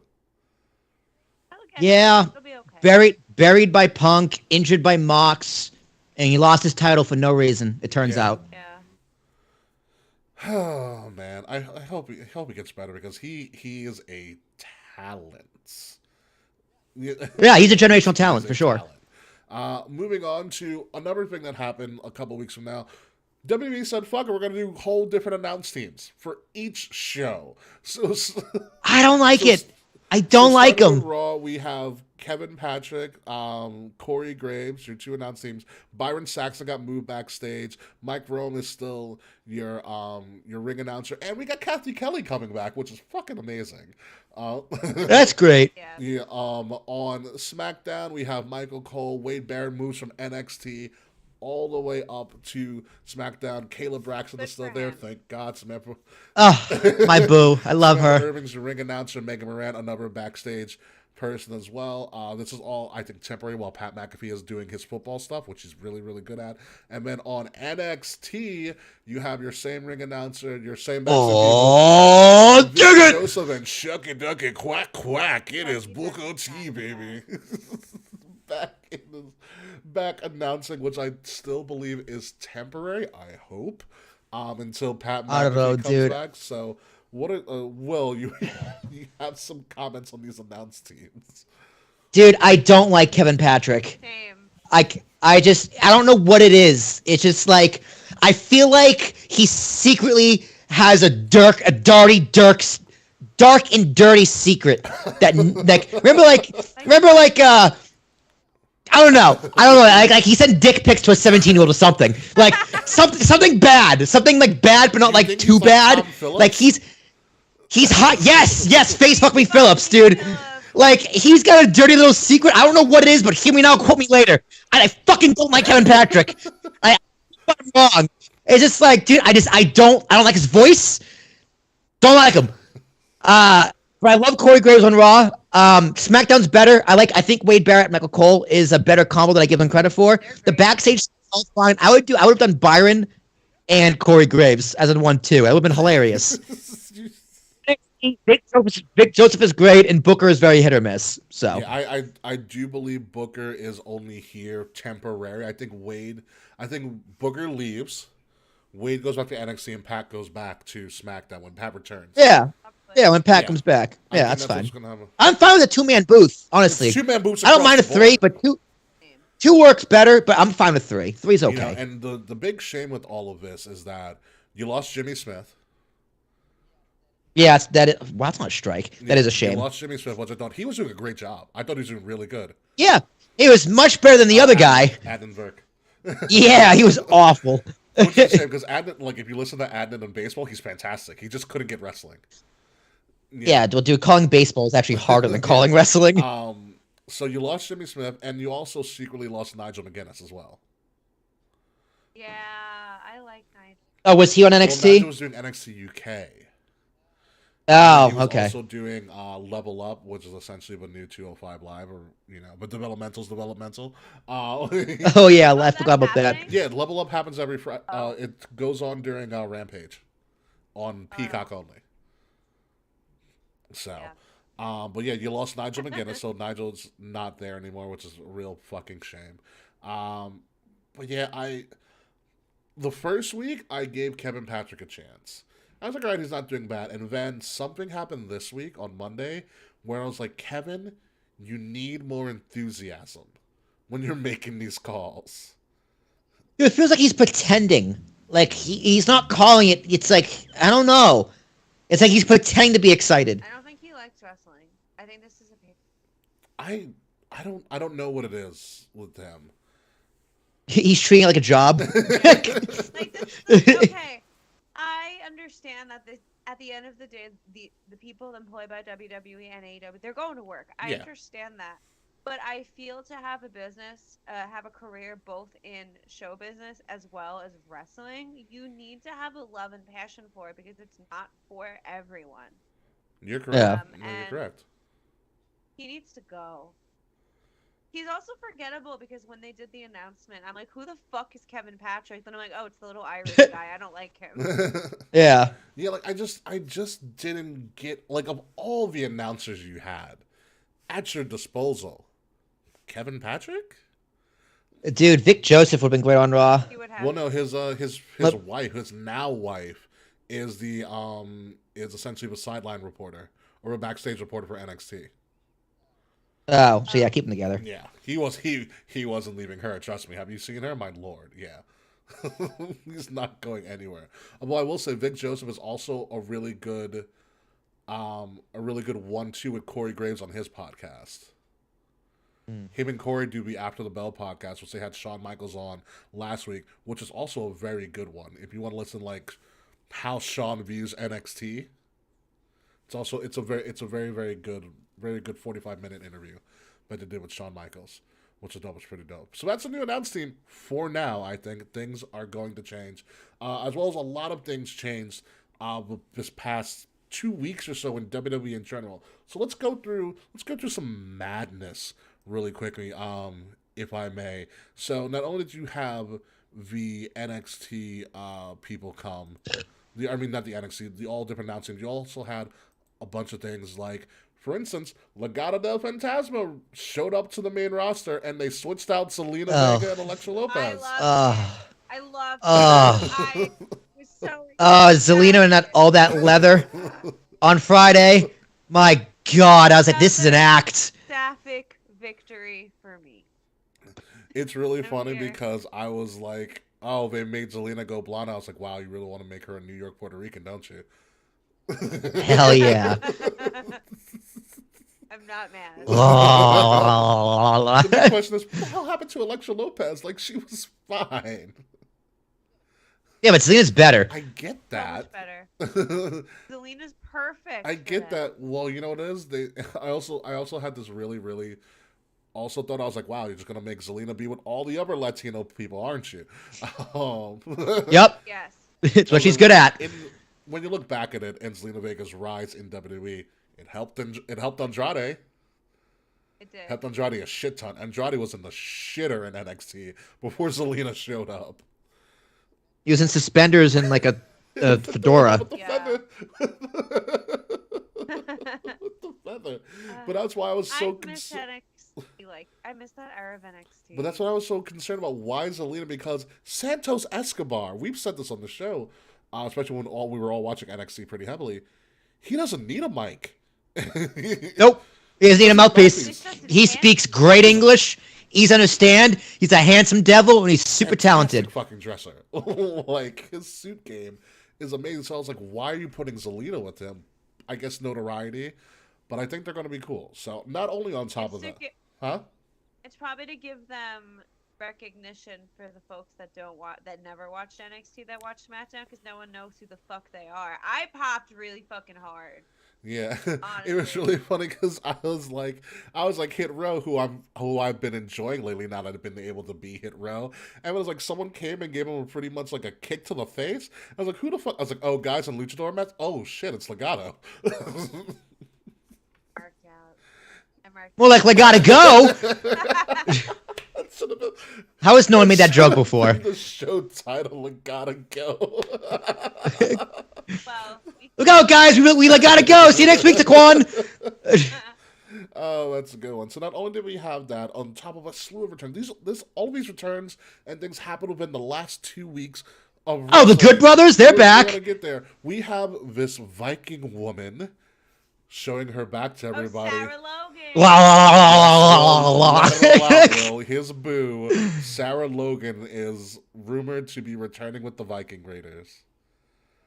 Hell yeah.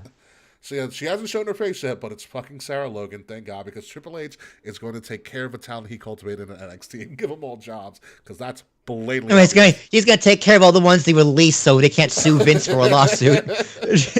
So yeah, potentially Sarah Logan coming back. The Good Brothers showed up at the Barclays Center, which was unbelievable. I'm so pissed I didn't go. You're pissed. I live so close. Yo, what was AJ doing the Taker pose for? like he would have thought Finn Balor had an urn. And going, oh, yes! He was supposed to be pledging his allegiance, and then he was like, no, not those brothers. I was go, son of a bitch. Taquan, that somebody is me. I had the biggest crush on Sarah Logan for no reason. True. Uh, A chunky white girl, sign me up. You know what's crazy about the Good Brothers coming back right now? They also showed up on NXT last night. Yeah. I'm just like, I'll pay you. And they're like, all right. Like, all right, sure. Oh my Okay. God. I love Cameron Grimes. Okay, here's the great thing about the Good Brothers right now. Carl Anderson, besides still having a hot Asian wife, is the current never openweight champion. Holy shit, he is. Carl Anderson is holding an NJPW title right now. Well, here's the thing, dude. He was scheduled to defend the belt, but it's the same night as Crown Jewel. Yeah, so like, is he dropping it? I guess he's just gonna vacate it. I guess. Do we think Triple H might let him? I think Triple H might let him. He should. Well, no, he should. has to vacate because he has a match at Crown Jewel. Yeah. He can't be in Saudi and in Japan at the same time. Well, actually, if you cut off his head, which they're fond of doing, they could. Highly possible. Carl Anderson is the doctor. Yeah, right. Travel. Oh man, Paging I Dr. love Stevie. the Good Brothers coming back. I bet you AJ's so happy now. Like AJ's like, Triple H, I don't have a direction. He Don't looks worry, really happy. we're gonna bring in your brothers. AJ's like, I have purpose again. Literally though. Oh my God! All right, so you have the Good Brothers returning to a great pop at the Barclays Center because it's a Good Brother town. Brock Lesnar showed up later on that night on fucking Raw as well, which was probably the biggest surprise of that night. And what did Brock Lesnar do? Went to go beat up Bobby Lashley because we're getting Lashley Lesnar. Finally. Like, well, we got him at SummerSlam. But we're getting Lashley Lesnar, and if you watched Raw this past Monday, they just did what they do best and beat the living shit out of each other. They did. They sure did. Will, did you have Brock Lesnar returning this early? No, not on my bingo card. No. I was like, well, Saudi's coming up. They need him. So, yeah, I should have. thought about it, too. I was like, he's going to take a break. He'll be back When is whenever, blah, Saudi blah, again? blah. What was that, Kay? When is Saudi? Saudi's November 5th, so it's the next big event. As you mess with your pipe right there. So Brock came back to Raw. Seth Rollins became the new United States champion after Brock beat the shit out of Bobby Lashley. as I predicted. And the interesting thing about Seth being the United States champion again, which he won in Barclays Center again, with help from somebody else again. The first time it was Jon Stewart beating up John Cena. And this time it was Brock beating up Lashley. But now we have a legitimate mid-card division because after Seth won, all of a sudden he started getting challenges like very hood Chicago Mustafa Ali, which is a new iteration of his character. I was like, ooh, Mustafa has braids now, and he's wearing Tim's. What? I love the hair. Yeah, but I like this more hardcore Mustafa character where he's like, I'm tired of being overlooked. You're not going to deny me. I'm going to be in your face until someone recognizes me. And I like that character for him because I think it's coming from a real place. Fucking blame. Yeah, fair enough. So I love his Oh, hair. but braids, yeah. I was like, who the Yeah. fuck's still wearing braids? But I was like, all right, whatever, it works. Whatever, it works. I like him being a foil. I think this sets up a great match at either Survivor Series or Crown Jewel, Seth and Mustafa. Because I think if Seth's doing what he does best, and that means is getting people over, he's going to get Mustafa Ali over again. Yeah. You know. Someone has Yeah. to. So it's that. Also, Elias came back. Yo. Okay. So I need to admit something. Just let it out. Embarrassing. Elias is a daddy. Yeah, say it. No. No, not that. All right, what is it? Boo. Oh. But like, so I often will watch Raw while I'm cooking and cleaning. So I was like fucking cleaning my kitchen, and they make the announcement for prolific musical artist, and I thought Bad Bunny was coming, and I was so excited. And then it was fucking Elias. I'm like, he's here. Benito is here. And it was, You got by an enough. I miss him. Yo. I was literally like listening to Bad Bunny the other day, like while I was going for a walk, and I'm like, I hope he wrestles soon. I was like genuinely like thinking about how much I miss him on WWE. He'll be back at some point, just not anytime soon. Probably the Rumble. Maybe. Who knows? If they need him. But right now, they don't. WWE does not need any celebrities at the moment. They are doing just fine. I don't think they don't need. Oh no, they don't need him. I just miss him. Yeah. I genuinely enjoy him. Yeah. I genuinely enjoy the fact that Elias is back and he's still keeping up the gimmick that Ezekiel was a real thing. Yeah, my brother's career was tragically cut short. Yeah. And I also love the fact that he still can't get a song out because everybody keeps interrupting him. That won't ever get old. Yes, but now he's part of the mid-card scene too with Seth and Mustafa. You have Seth, Mustafa, Elias, Bobby lurking around the upper mid-card scene. You have a division. It's got a lot of people to work with, for sure. It's got a lot of people to work with. Elias is back. Over on NXT, Daddy DeVille showed up with Toxic Attraction as kind of the interim lead as well. Wait, what do you mean? Where's Mandy? Well, Mandy, number one, got engaged Again. Oh, I knew that. to Tino Sabatelli. So I think she took some time off to, She's marrying Tino Sabatelli. Yes. Good for them. Listen, Tino's got to stay relevant somehow. His career in wrestling didn't work out. So on top of that, Daddy DeVille showed up to be part of his Toxic Attraction storyline, leading into Halloween Havoc, which, by the way, we still haven't talked about just yet. As well. Oh, yeah, and by the way, JBL returned with the new wrestling god known as Baron Corbin.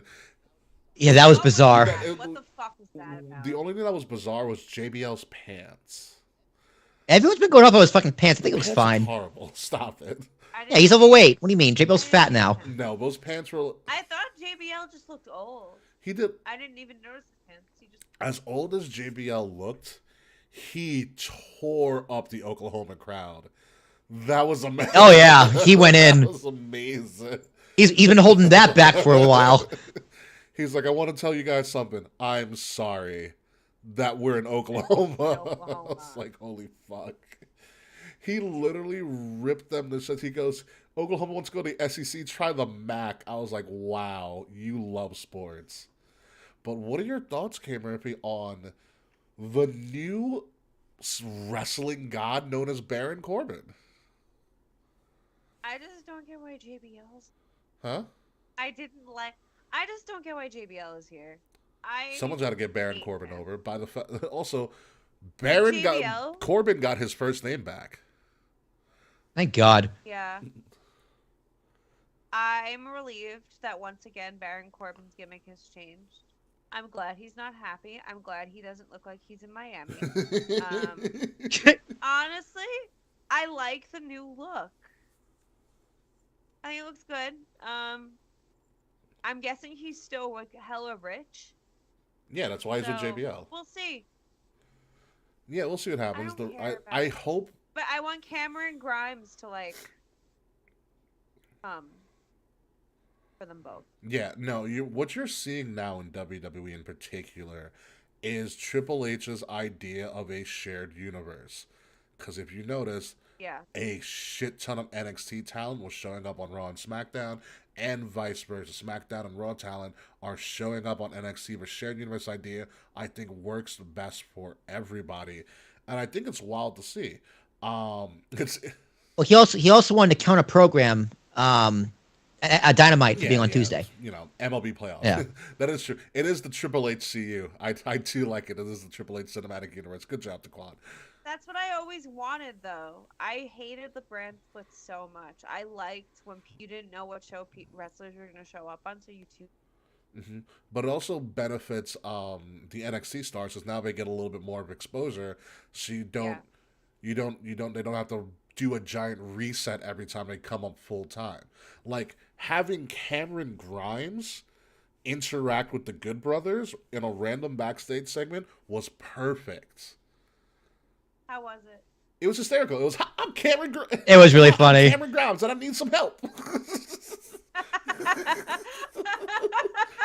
And AJ, Pretty much, dude. That's what it was. He's like, I hear you guys are a tag team, baby. I need some help with some good sounding NXT. And then Gallows is like, you're that rich guy, right? He's like, no, it's crypto. He's like, yeah, it's crypto, but to the moon. And AJ's like, what the fuck you guys doing? They're like, listen, he's got money, right? And they're like, yeah, we're gonna go. And Triple H and AJ was like, God fucking damn it. Yeah, pretty much. It's hilarious. What's not to love? So good. And then what they did on Cameron Grimes was great. So Cameron Grimes has the money and he waves it in front of Luke Gallows' face and Gallows is like sniffing it up. Oh, it's so good. So the Good Brothers showed up on NXT. You also had a lot of crossover with NXT. We'll talk about that in a little second. Last but not least, WWE also released, I think last week, that they're doing this new thing called Campus Rush. I don't know if you've heard about this, Will or Kay, but literally WWE is going to major colleges and recruiting college athletes to be part of their NIL and deal. This is their new way of recruiting. The schedule's on the bottom. They went to the University of Mississippi and Georgia Tech last week. We are then going to go to Clemson, Boise Campus State, Rush. University of Arkansas, The Ohio State University, University of Kansas, and Penn State to recruit college athletes to be part of our NIL deal and potentially become future WWE superstars. Spearheading these recruitment tours are Bianca Belair, former Division I talent, Big E, former Division I talent, and Madcap Moss, who is also a former Division I talent, to talk to these student athletes, as you want to loosely call them, student athletes. Yeah. To They're like, hey, we're going to pay you. And they're like, okay. So to do it, but this is their new way of recruiting people from the ground level. Shawn Michaels did talk about this on After the Bell, where he's like, listen, these are athletes, they're used to be working in a team aspect, they're used to being coached. True. All true. Very good points. Being coached, they're used to, working towards a set goal. And I was like, wow, this is perfect. This is a very interesting way about how they are going to start to build the future of WWE. Instead of going to the indies, they're going to pick you straight from college, which is what. Dude, could you imagine Triple H and like Stephanie McMahon tabling like in a student center, handing out flyers like, hey, join WWE. We drink Bud Light at our parties. we got 2 kegs. But yeah, my father-in-law, billionaire. We get 2 kegs. Listen, if Triple H guys are 5, girls get it free. Here's a flyer. Guys are 5, girls get it free. Nice. Listen, if Triple H and Stephanie were to do any sort of panel in my college, I would have been in the front fucking row. Hell yeah, I would have been crowd surfing. Woo! Wrestling! I might push my future children to go to college for wrestling. I'm in the back. King of Kings! King of Kings! King of Kings! Oh my god! But it's interesting that they're blatantly saying, "Hey, this is where we're gonna go." This is like it's pretty wild. I like the idea. I mean, there have been some success stories of people who have gone from college straight to wrestling in WWE. Brock Lesnar, anybody? So there is a pipeline for this to happen. I think it'll be good because what's good about the college athletes is that they are prime college athletes. The athletics And they can make the money. athleticism, the athleticism isn't an issue. Like, look at Bianca Belair. Her athleticism was an issue, but you can develop somebody's personality and character when you want to give them a gimmick. Yeah, you also got to have personality and That's character, that's though. why you have this recruitment, so you can kind of weed them out. Yeah, true. You know, but I feel like it's a lot easier to do than to tell somebody, be athletic. Like, if you have the athleticism down, then doing athletic stuff won't be hard for you. You know what I mean? But then again, you got to have that it factor. But I like that they're doing this. This is the fall tour. We're going to do a spring tour, so on and so forth. It's a wild time to be a college athlete right now. You're getting money thrown at you. People want to recruit you to do random shit. We're born in the wrong age. Like, if I was born a couple years later and was a college athlete now, my lord, I'd be rich already. Literally. Damn it. Yeah. But honestly, I am not athletic, so this is not for me. It's fine, Kay. It's fine. Moving along. Also, NXT's Halloween Havoc is this weekend, which is essentially going to be what they're going to replace TakeOver with because it's on a Saturday. It is not a Wednesday special or a Tuesday special. This is an actual event with a pre-show and everything. And like we talked about, that Triple H was trying to combat and counter-promote the Title Tuesday for AEW. So you had Raquel on the show last night. You had all of Judgment Day and Daddy Rhea in a match. The Good Brothers were there. You had a surprise Shinsuke Nakamura show up. What was he doing there? Yes.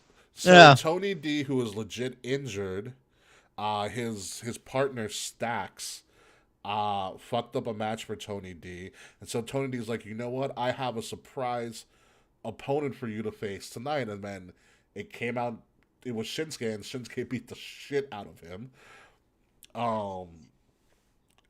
Yeah. And then you had the Kevin Owens show. And KO did the KO show for what is going to be the main event of Halloween Havoc, which is, it's also Halloween Havoc is going to be hosted by Shotzi. Surprise, surprise. Yay! Shotzi is also coming back to host Halloween Havoc, and Quincy Elliott, the Super Diva, who is your new favorite wrestler, Kamer, if you just don't know who he is yet. Yeah. Yeah, Oh, is this the big guy we were raving about a few weeks ago? Yes, this is a K Murphy wrestler, all right. Is he gay? I don't know. He's one of the letters. It's one of them. It's one of them. He's at least one or two, maybe three of the letters. And if all else fails, He might be his own letter. he's a plus. We love the Alphabet Mafia. We love it. Okay, what's great about him is that his thing is he's the Super Diva. Dude, he's like Velveteen Dream and Rikishi. I was gonna say Velveteen Dream and Mabel. Nah, okay. That's a better way of looking at it. Yeah, he does have the big jumpsuit like Mabel did. Dream and Mabel. He rides into NXT on a moped with these big bug glasses on. What's he on this week's episode? Yeah, just look up Quincy Elliott. You'll find him. Well, I'll probably watch an episode of NXT now that I know about. I was like, go on Instagram and find clips of Quincy Elliott. He'll be great. But I'm more happy about Shotzi's back being the host. But like I said, KO did the KO show for what is going to be the triple threat match for the NXT title between Braun Breaker, JD McDonough, or as KO called JD McDonough, JD McGoogle, I don't know.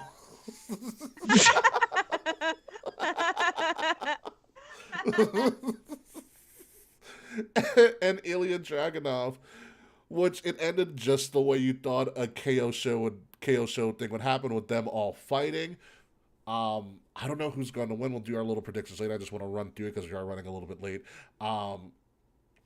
But what's interesting about this, they were fighting, and Triple H and Shawn Michaels had one more surprise for everybody as NXT went off the air, because the A-Town theme started playing and Austin Theory showed up. Amazing. With the Money in the Bank briefcase, hinting that it is a strong possibility that Theory could cash in on Saturday at Halloween Havoc and take the NXT title. Why would you downgrade Why would you downgrade It's like still that, a though? world title, number one. And remember, the Money in the Bank briefcase does not have to go for the world title. It can go for Yeah, I any know. title that you want. And also, do you really think that Theory was gonna beat Brock? Or No. Roman? No, not a chance. Exactly. This is kind of Exactly. his only option. Yeah, like what else is he going to do at this point? I like the idea, and I like the idea that the Money in the Bank briefcase can travel. Sure, it's a briefcase. It's made for traveling. Oh, well. Important, Go ahead, Kay. I'm sorry. I said, but this makes NXT so much more important. Like, this elevates it so much if they use Money in the Bank to cash on. Yeah, which I hope next year when they do Money in the Bank, they start adding NXT talent. Like, I want this Money in the Bank should be almost a triple branded pay-per-view, with the culmination being your best from NXT, Raw, and SmackDown fighting for this briefcase. Yes. You know, and like we said earlier, a shared universe is a great thing. Also on this card, we have Mandy Rose, who looked great in an all-black suit of whatever it was. It was fantastic. Check her Instagram. Versus Alba Fire, also known as Kaylee Ray. Very, very... Oh. Hmm? Oh. Yeah, because Kaylee Ray's her real name, so they had to change it to Alba Fire. I like her gimmick. She was essentially one of the longest reigning NXT Women's UK champions ever. Fantastic run. If there's anybody to take the title per, it could be her. Also on this, which is probably going to steal the show, you have, lo and behold, a ladder match for the North American Championship. Because What else is new? Why break? If it's not broke, why fix it? Every big time ladder match, North American Championship. We get it. They're small. Well, it's only because fucking they forced Solo to drop once he moved up to SmackDown on the Bloodline, which led the gap. So you have Carmelo Hayes versus Oro Mensah, who's a new talent, Nathan Frazier, who's relatively new, Wes Lee, formerly of MSK, and for some reason Von Wagner's in here as well, as way just for the sake of being here. So that's the ladder match. You also have on this card an ambulance match from Julius Creed and Damon Kemp. Julius Creed, part of the Creed brothers. If Julius Creed loses, then I think the Creed brothers are eliminated from NXT altogether. And then you also have two spin the wheel, make a deal matches, which you spin the wheel, you don't know what the fuck's going to happen to you. You have I like that yeah, one. you have Apollo Crews versus everybody's most hated Aussie, Grayson Waller, and the Grayson Waller effect. Ew. Yeah, exactly. A.K.A. Grayson Waller, the one that retired Johnny Gargano from NXT, if anybody forgot. That guy. I did. That guy. And then you have Roxanne, formerly known as Roxy from ROH, in a spin the wheel, make a deal versus Cora Jade. So that is your Halloween Havoc card. And shout out to Mr. YLP for showing up on the stream as well. But that is your Halloween Havoc card. I'm interested in it. I don't know how well it's going to go, just off the top of my head. If there's a lot of shenanigans, which it might pull off, because who the fuck knows what Triple H and Shawn Michaels are going to pull off on their first major NXT event post-Vince era. I'm going to go probably with I'm going to go 7.5. Will, what do you got? I don't know, 7 sounds good. K. Murphy? 7. 7, yeah. I don't know half these people. There's a lot that could happen. It's totally up in the air. With everybody showing up on everybody's different brands, there's bound to be some chaos that could happen on the show. And as chaotic as it has been for this show, we got through everything that we did. Returns, surprises, showing up, Money in the Bank cash-ins. There's a lot of crazy shit going on in wrestling right now, and I'm happy that you're here listening to us as we share all of this news and all of our thoughts with you. But now it is time to start getting this show on the road and getting ready for the post-show and everything like that. So, Will Tarashuk, are you ready, sir? Yeah. I mean, they were booing Rey Mysterio. Who boos Rey Mysterio? That's not it. At all, sir. Did I go over too far? Yeah, I went over too far. Yeah, you did with the woos. Oh, I found it. I'm just having fun now.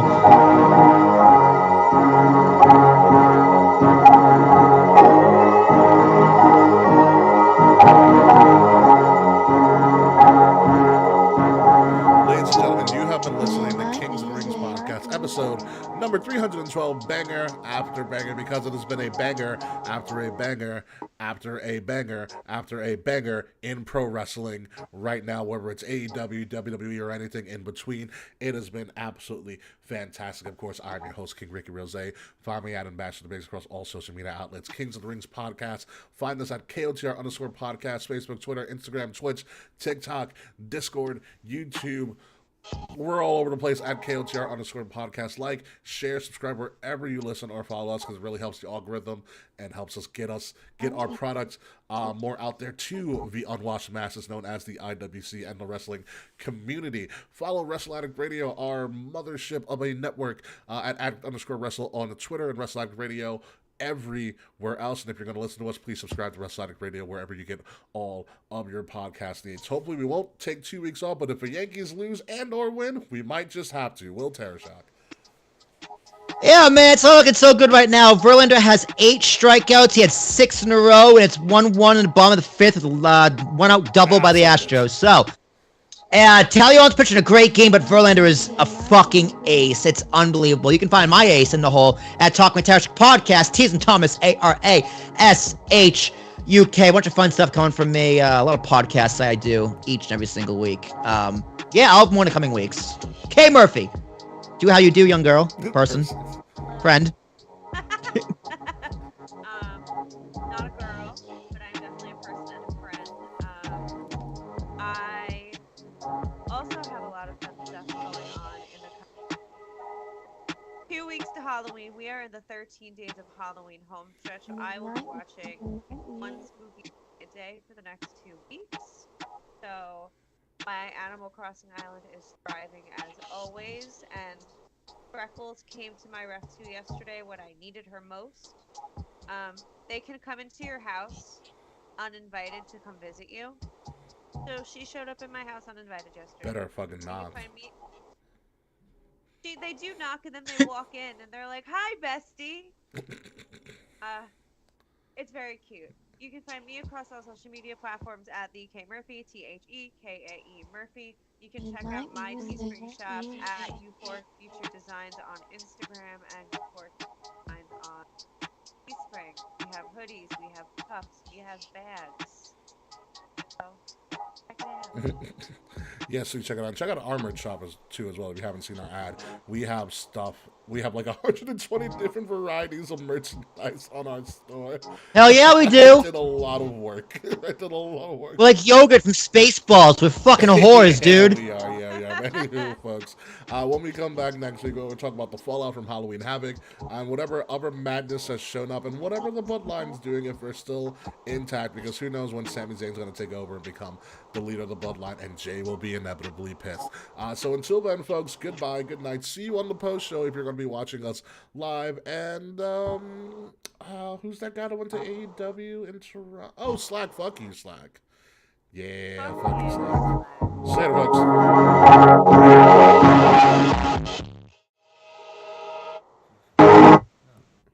That's it. Yeah, it is. That was good timing.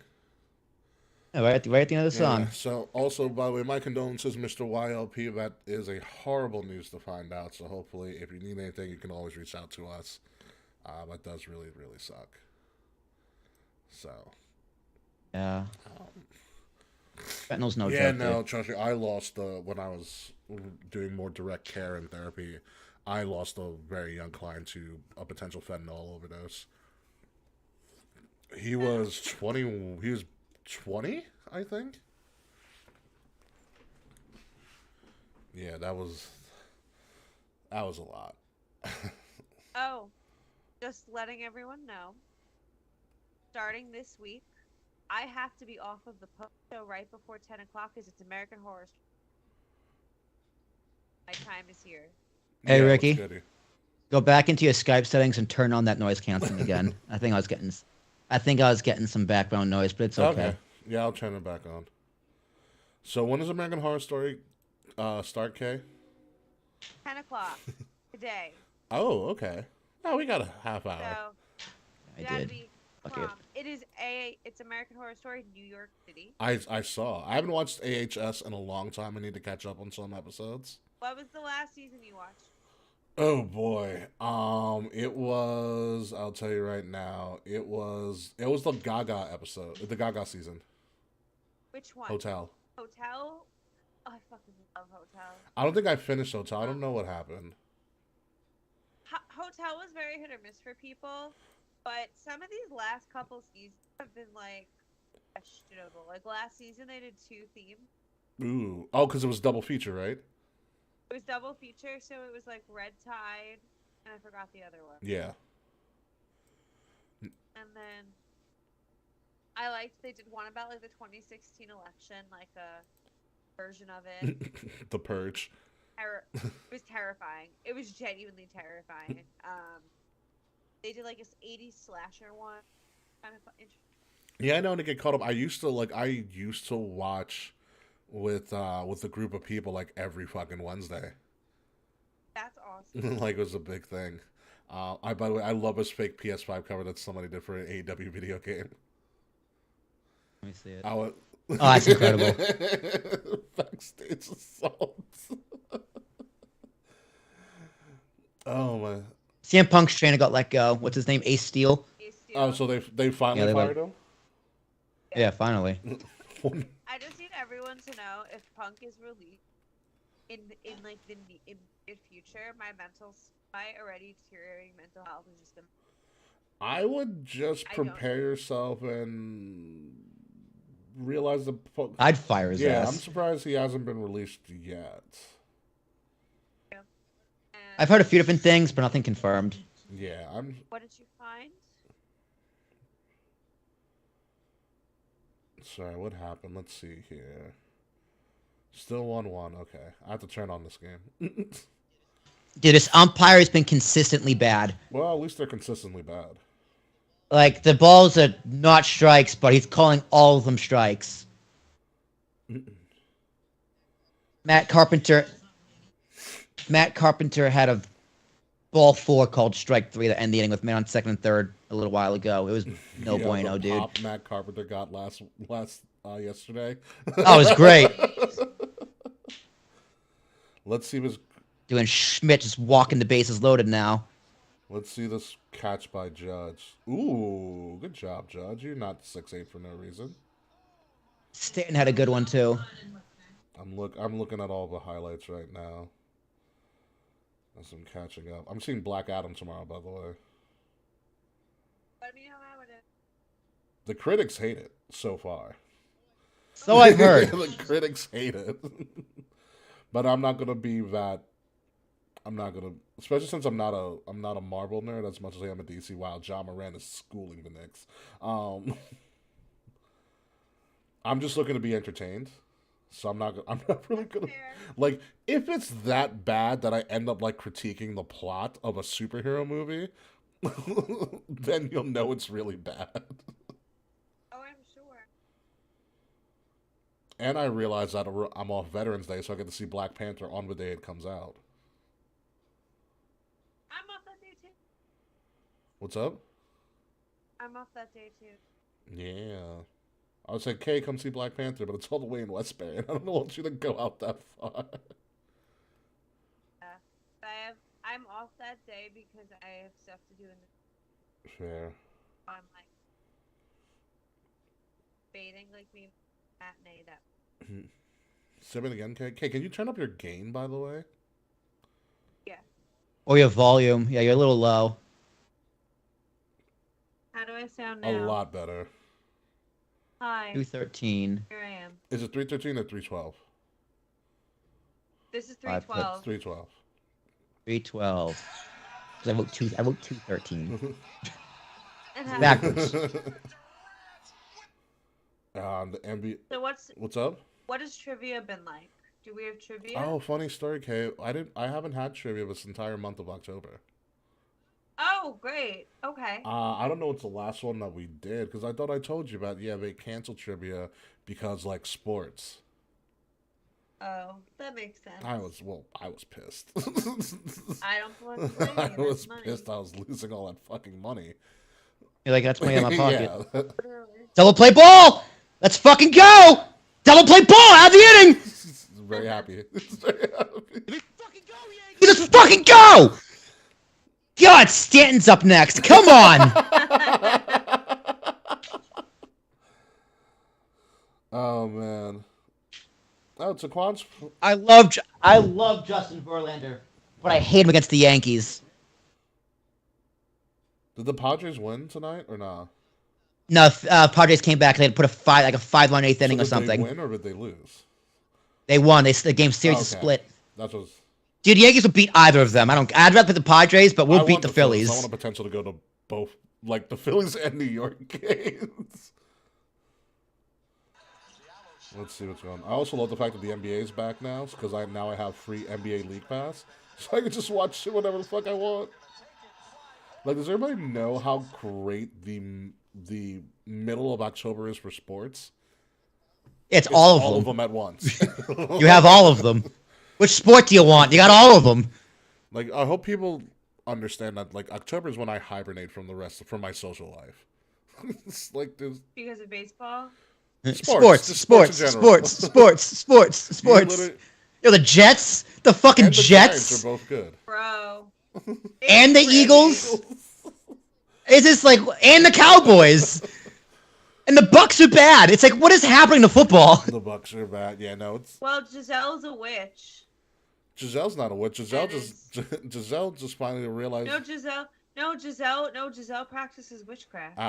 She probably put a curse on Tom Brady. That's why he sucks right now. Well, she's Nah, he's 45. That's why he Tom sucks. Wait a minute. Tom Brady deserved all of that happening. Tom Brady literally retired for 45 days, said fuck those kids, and went back to football.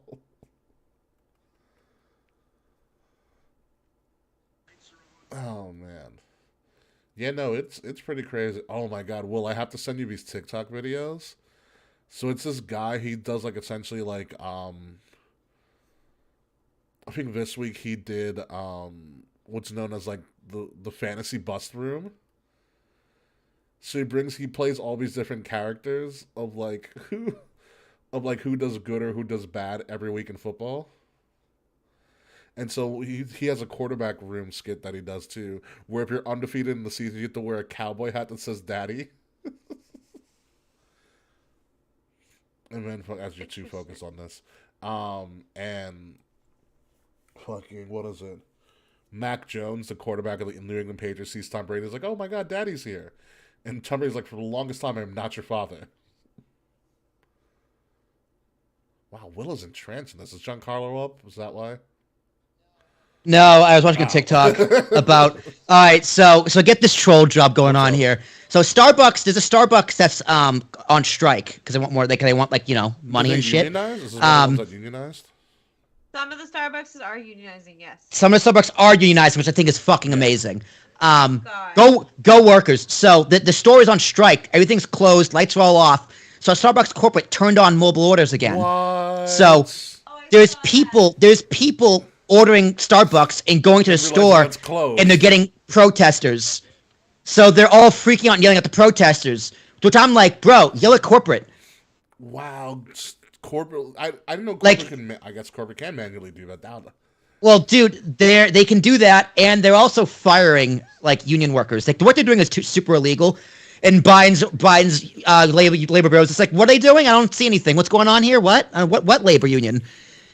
Because no one in the government wants labor unions, because that means they lose all their money, and workers have power again.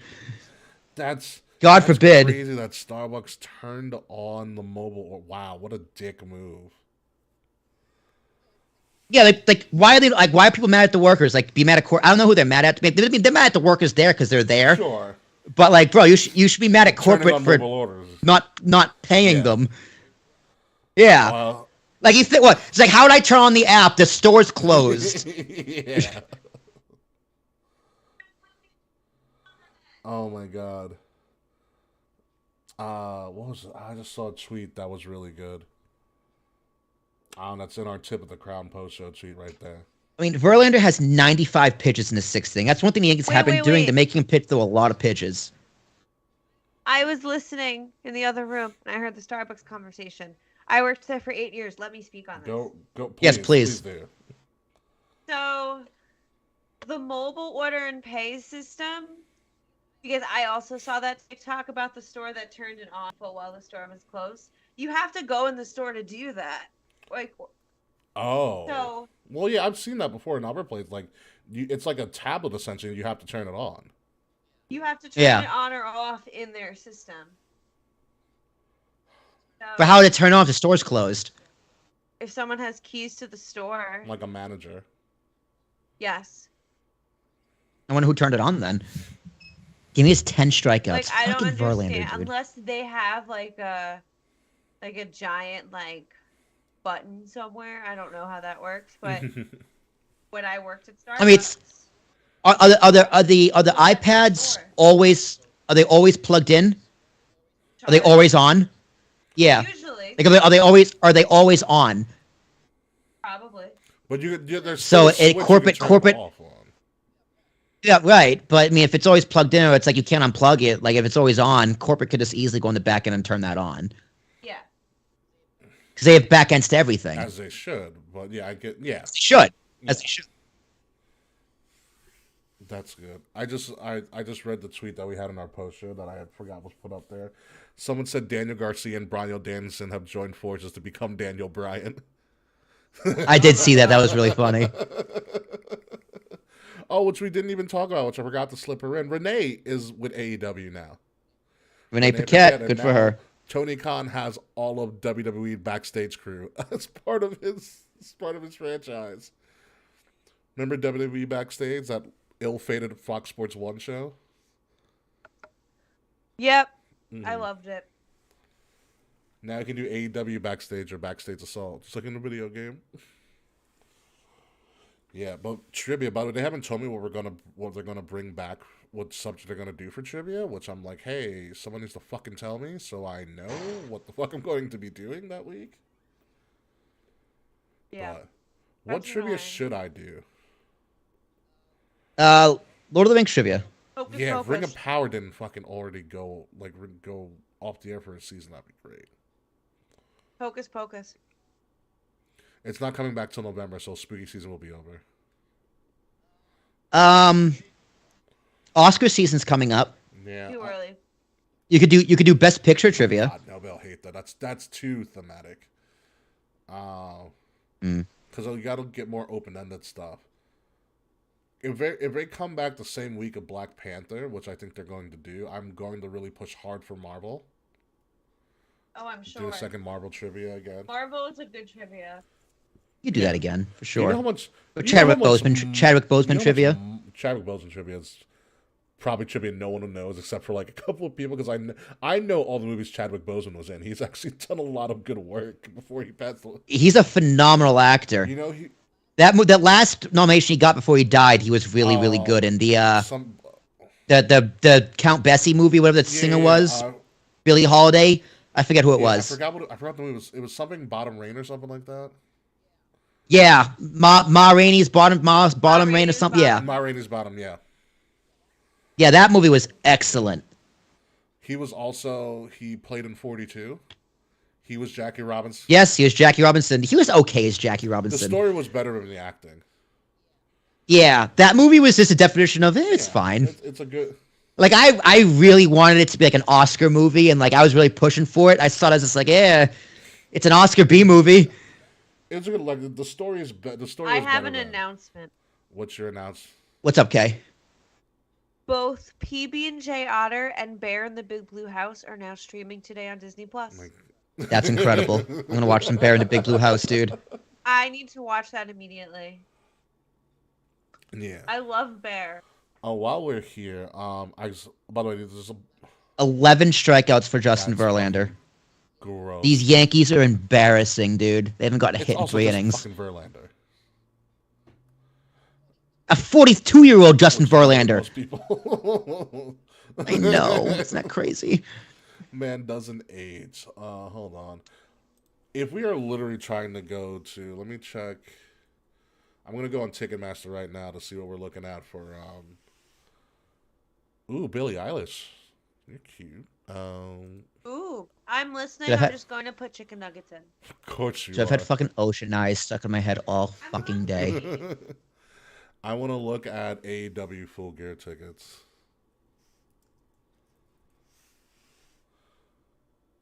Dynamite. Oh, that's right. There's technically a 2-day ticket for Dynamite because not Dynamite because they're doing a live Rampage, and then it's Full Gear. No, who cares? Let me see. The 2-day. I want to see what the 2-day tickets are. Oh my god, that's so fucking good. If we wanted to do Friday Rampage and Saturday fucking in Saturday Full Gear, if we want to do a combo ticket, it's a fucking $100 plus fees. It's like $150, $140 Yeah. bucks. Hold on, let me. How about just Full Gear? I I don't want to go to don't wanna Rampage. Rampage either, I'm not gonna lie to you. See, Mark Henry, it's time for the main event. I don't fucking care, Mark. Yeah, Mark, what are you doing, bro? You left WWE for this? Fuck yeah, dude. You know how much money he gets to do How that? much money does Mark get? Does anybody know his contract? More than he's worth Okay, so I heard what for y'all that said job. What's up? from the kitchen. I heard what y'all said from the kitchen. I am not. I also don't want to go to Rampage. Yeah. And I can't go to Rampage because I am not going to New Jersey to go to Long Island to go back to New Jersey. I'm not doing it. That's true. Well, Rampage to go to New Jersey to go back to Queen. Rampage alone, Also- if you want to do good seats, like legitimate, like okay, good seats. I want to see if a loft box is available. You mean Full Gear? Full Gear, sorry. You're looking at there's literally 3 seats in the front row of section 134 for $115 each before fees and shit. Wait, where? Section 134.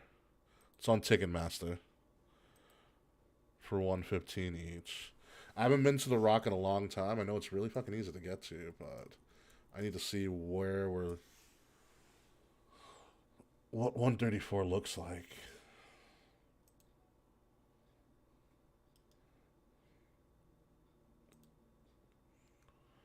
It's not bad at all, to be honest with you. God, that Mandy Rose jumpsuit, good lord. What, Quincy? On NXT? What, Quincy? No, when Mandy Rose Oh, showed yeah, up. yeah, you saw it finally? Yeah, Gurry almost hit a home run. Ah, boo. I didn't have us winning anyway, to be completely fucking honest with you. Yeah, dude, Verlander just shoved it up their ass.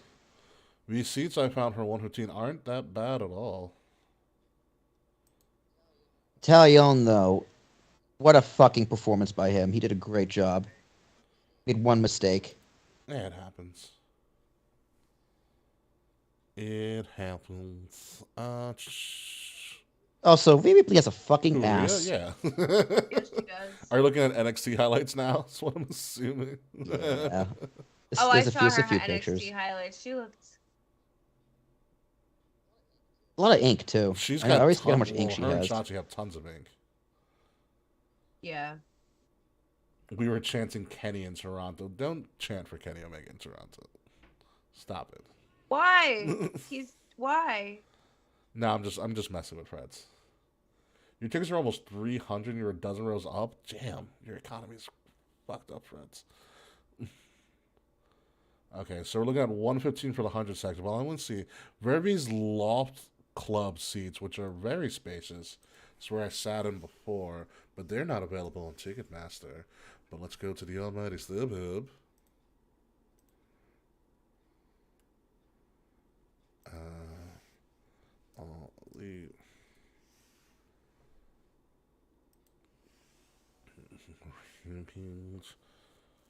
Parking passes for Rampage. Get the fuck out of here. Full Gear. Let's see what we get.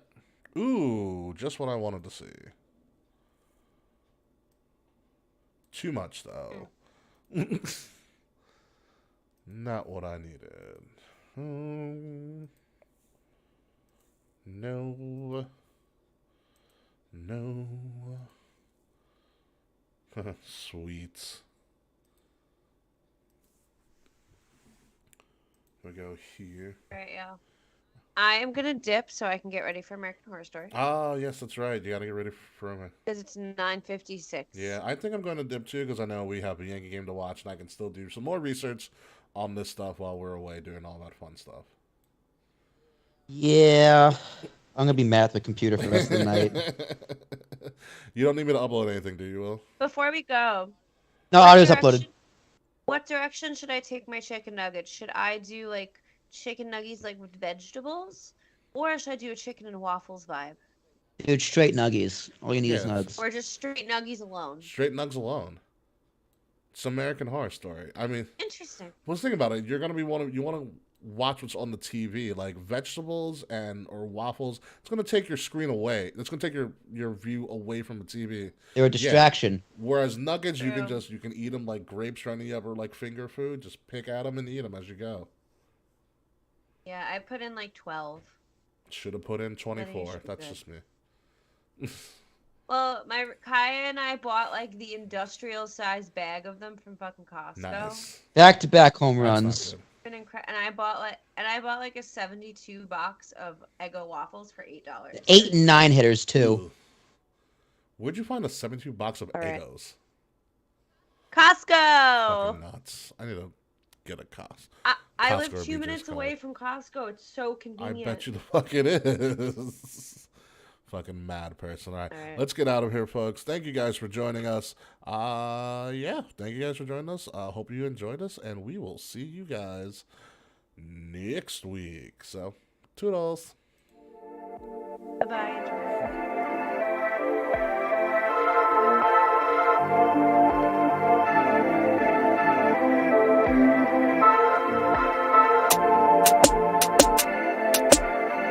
Midnight music.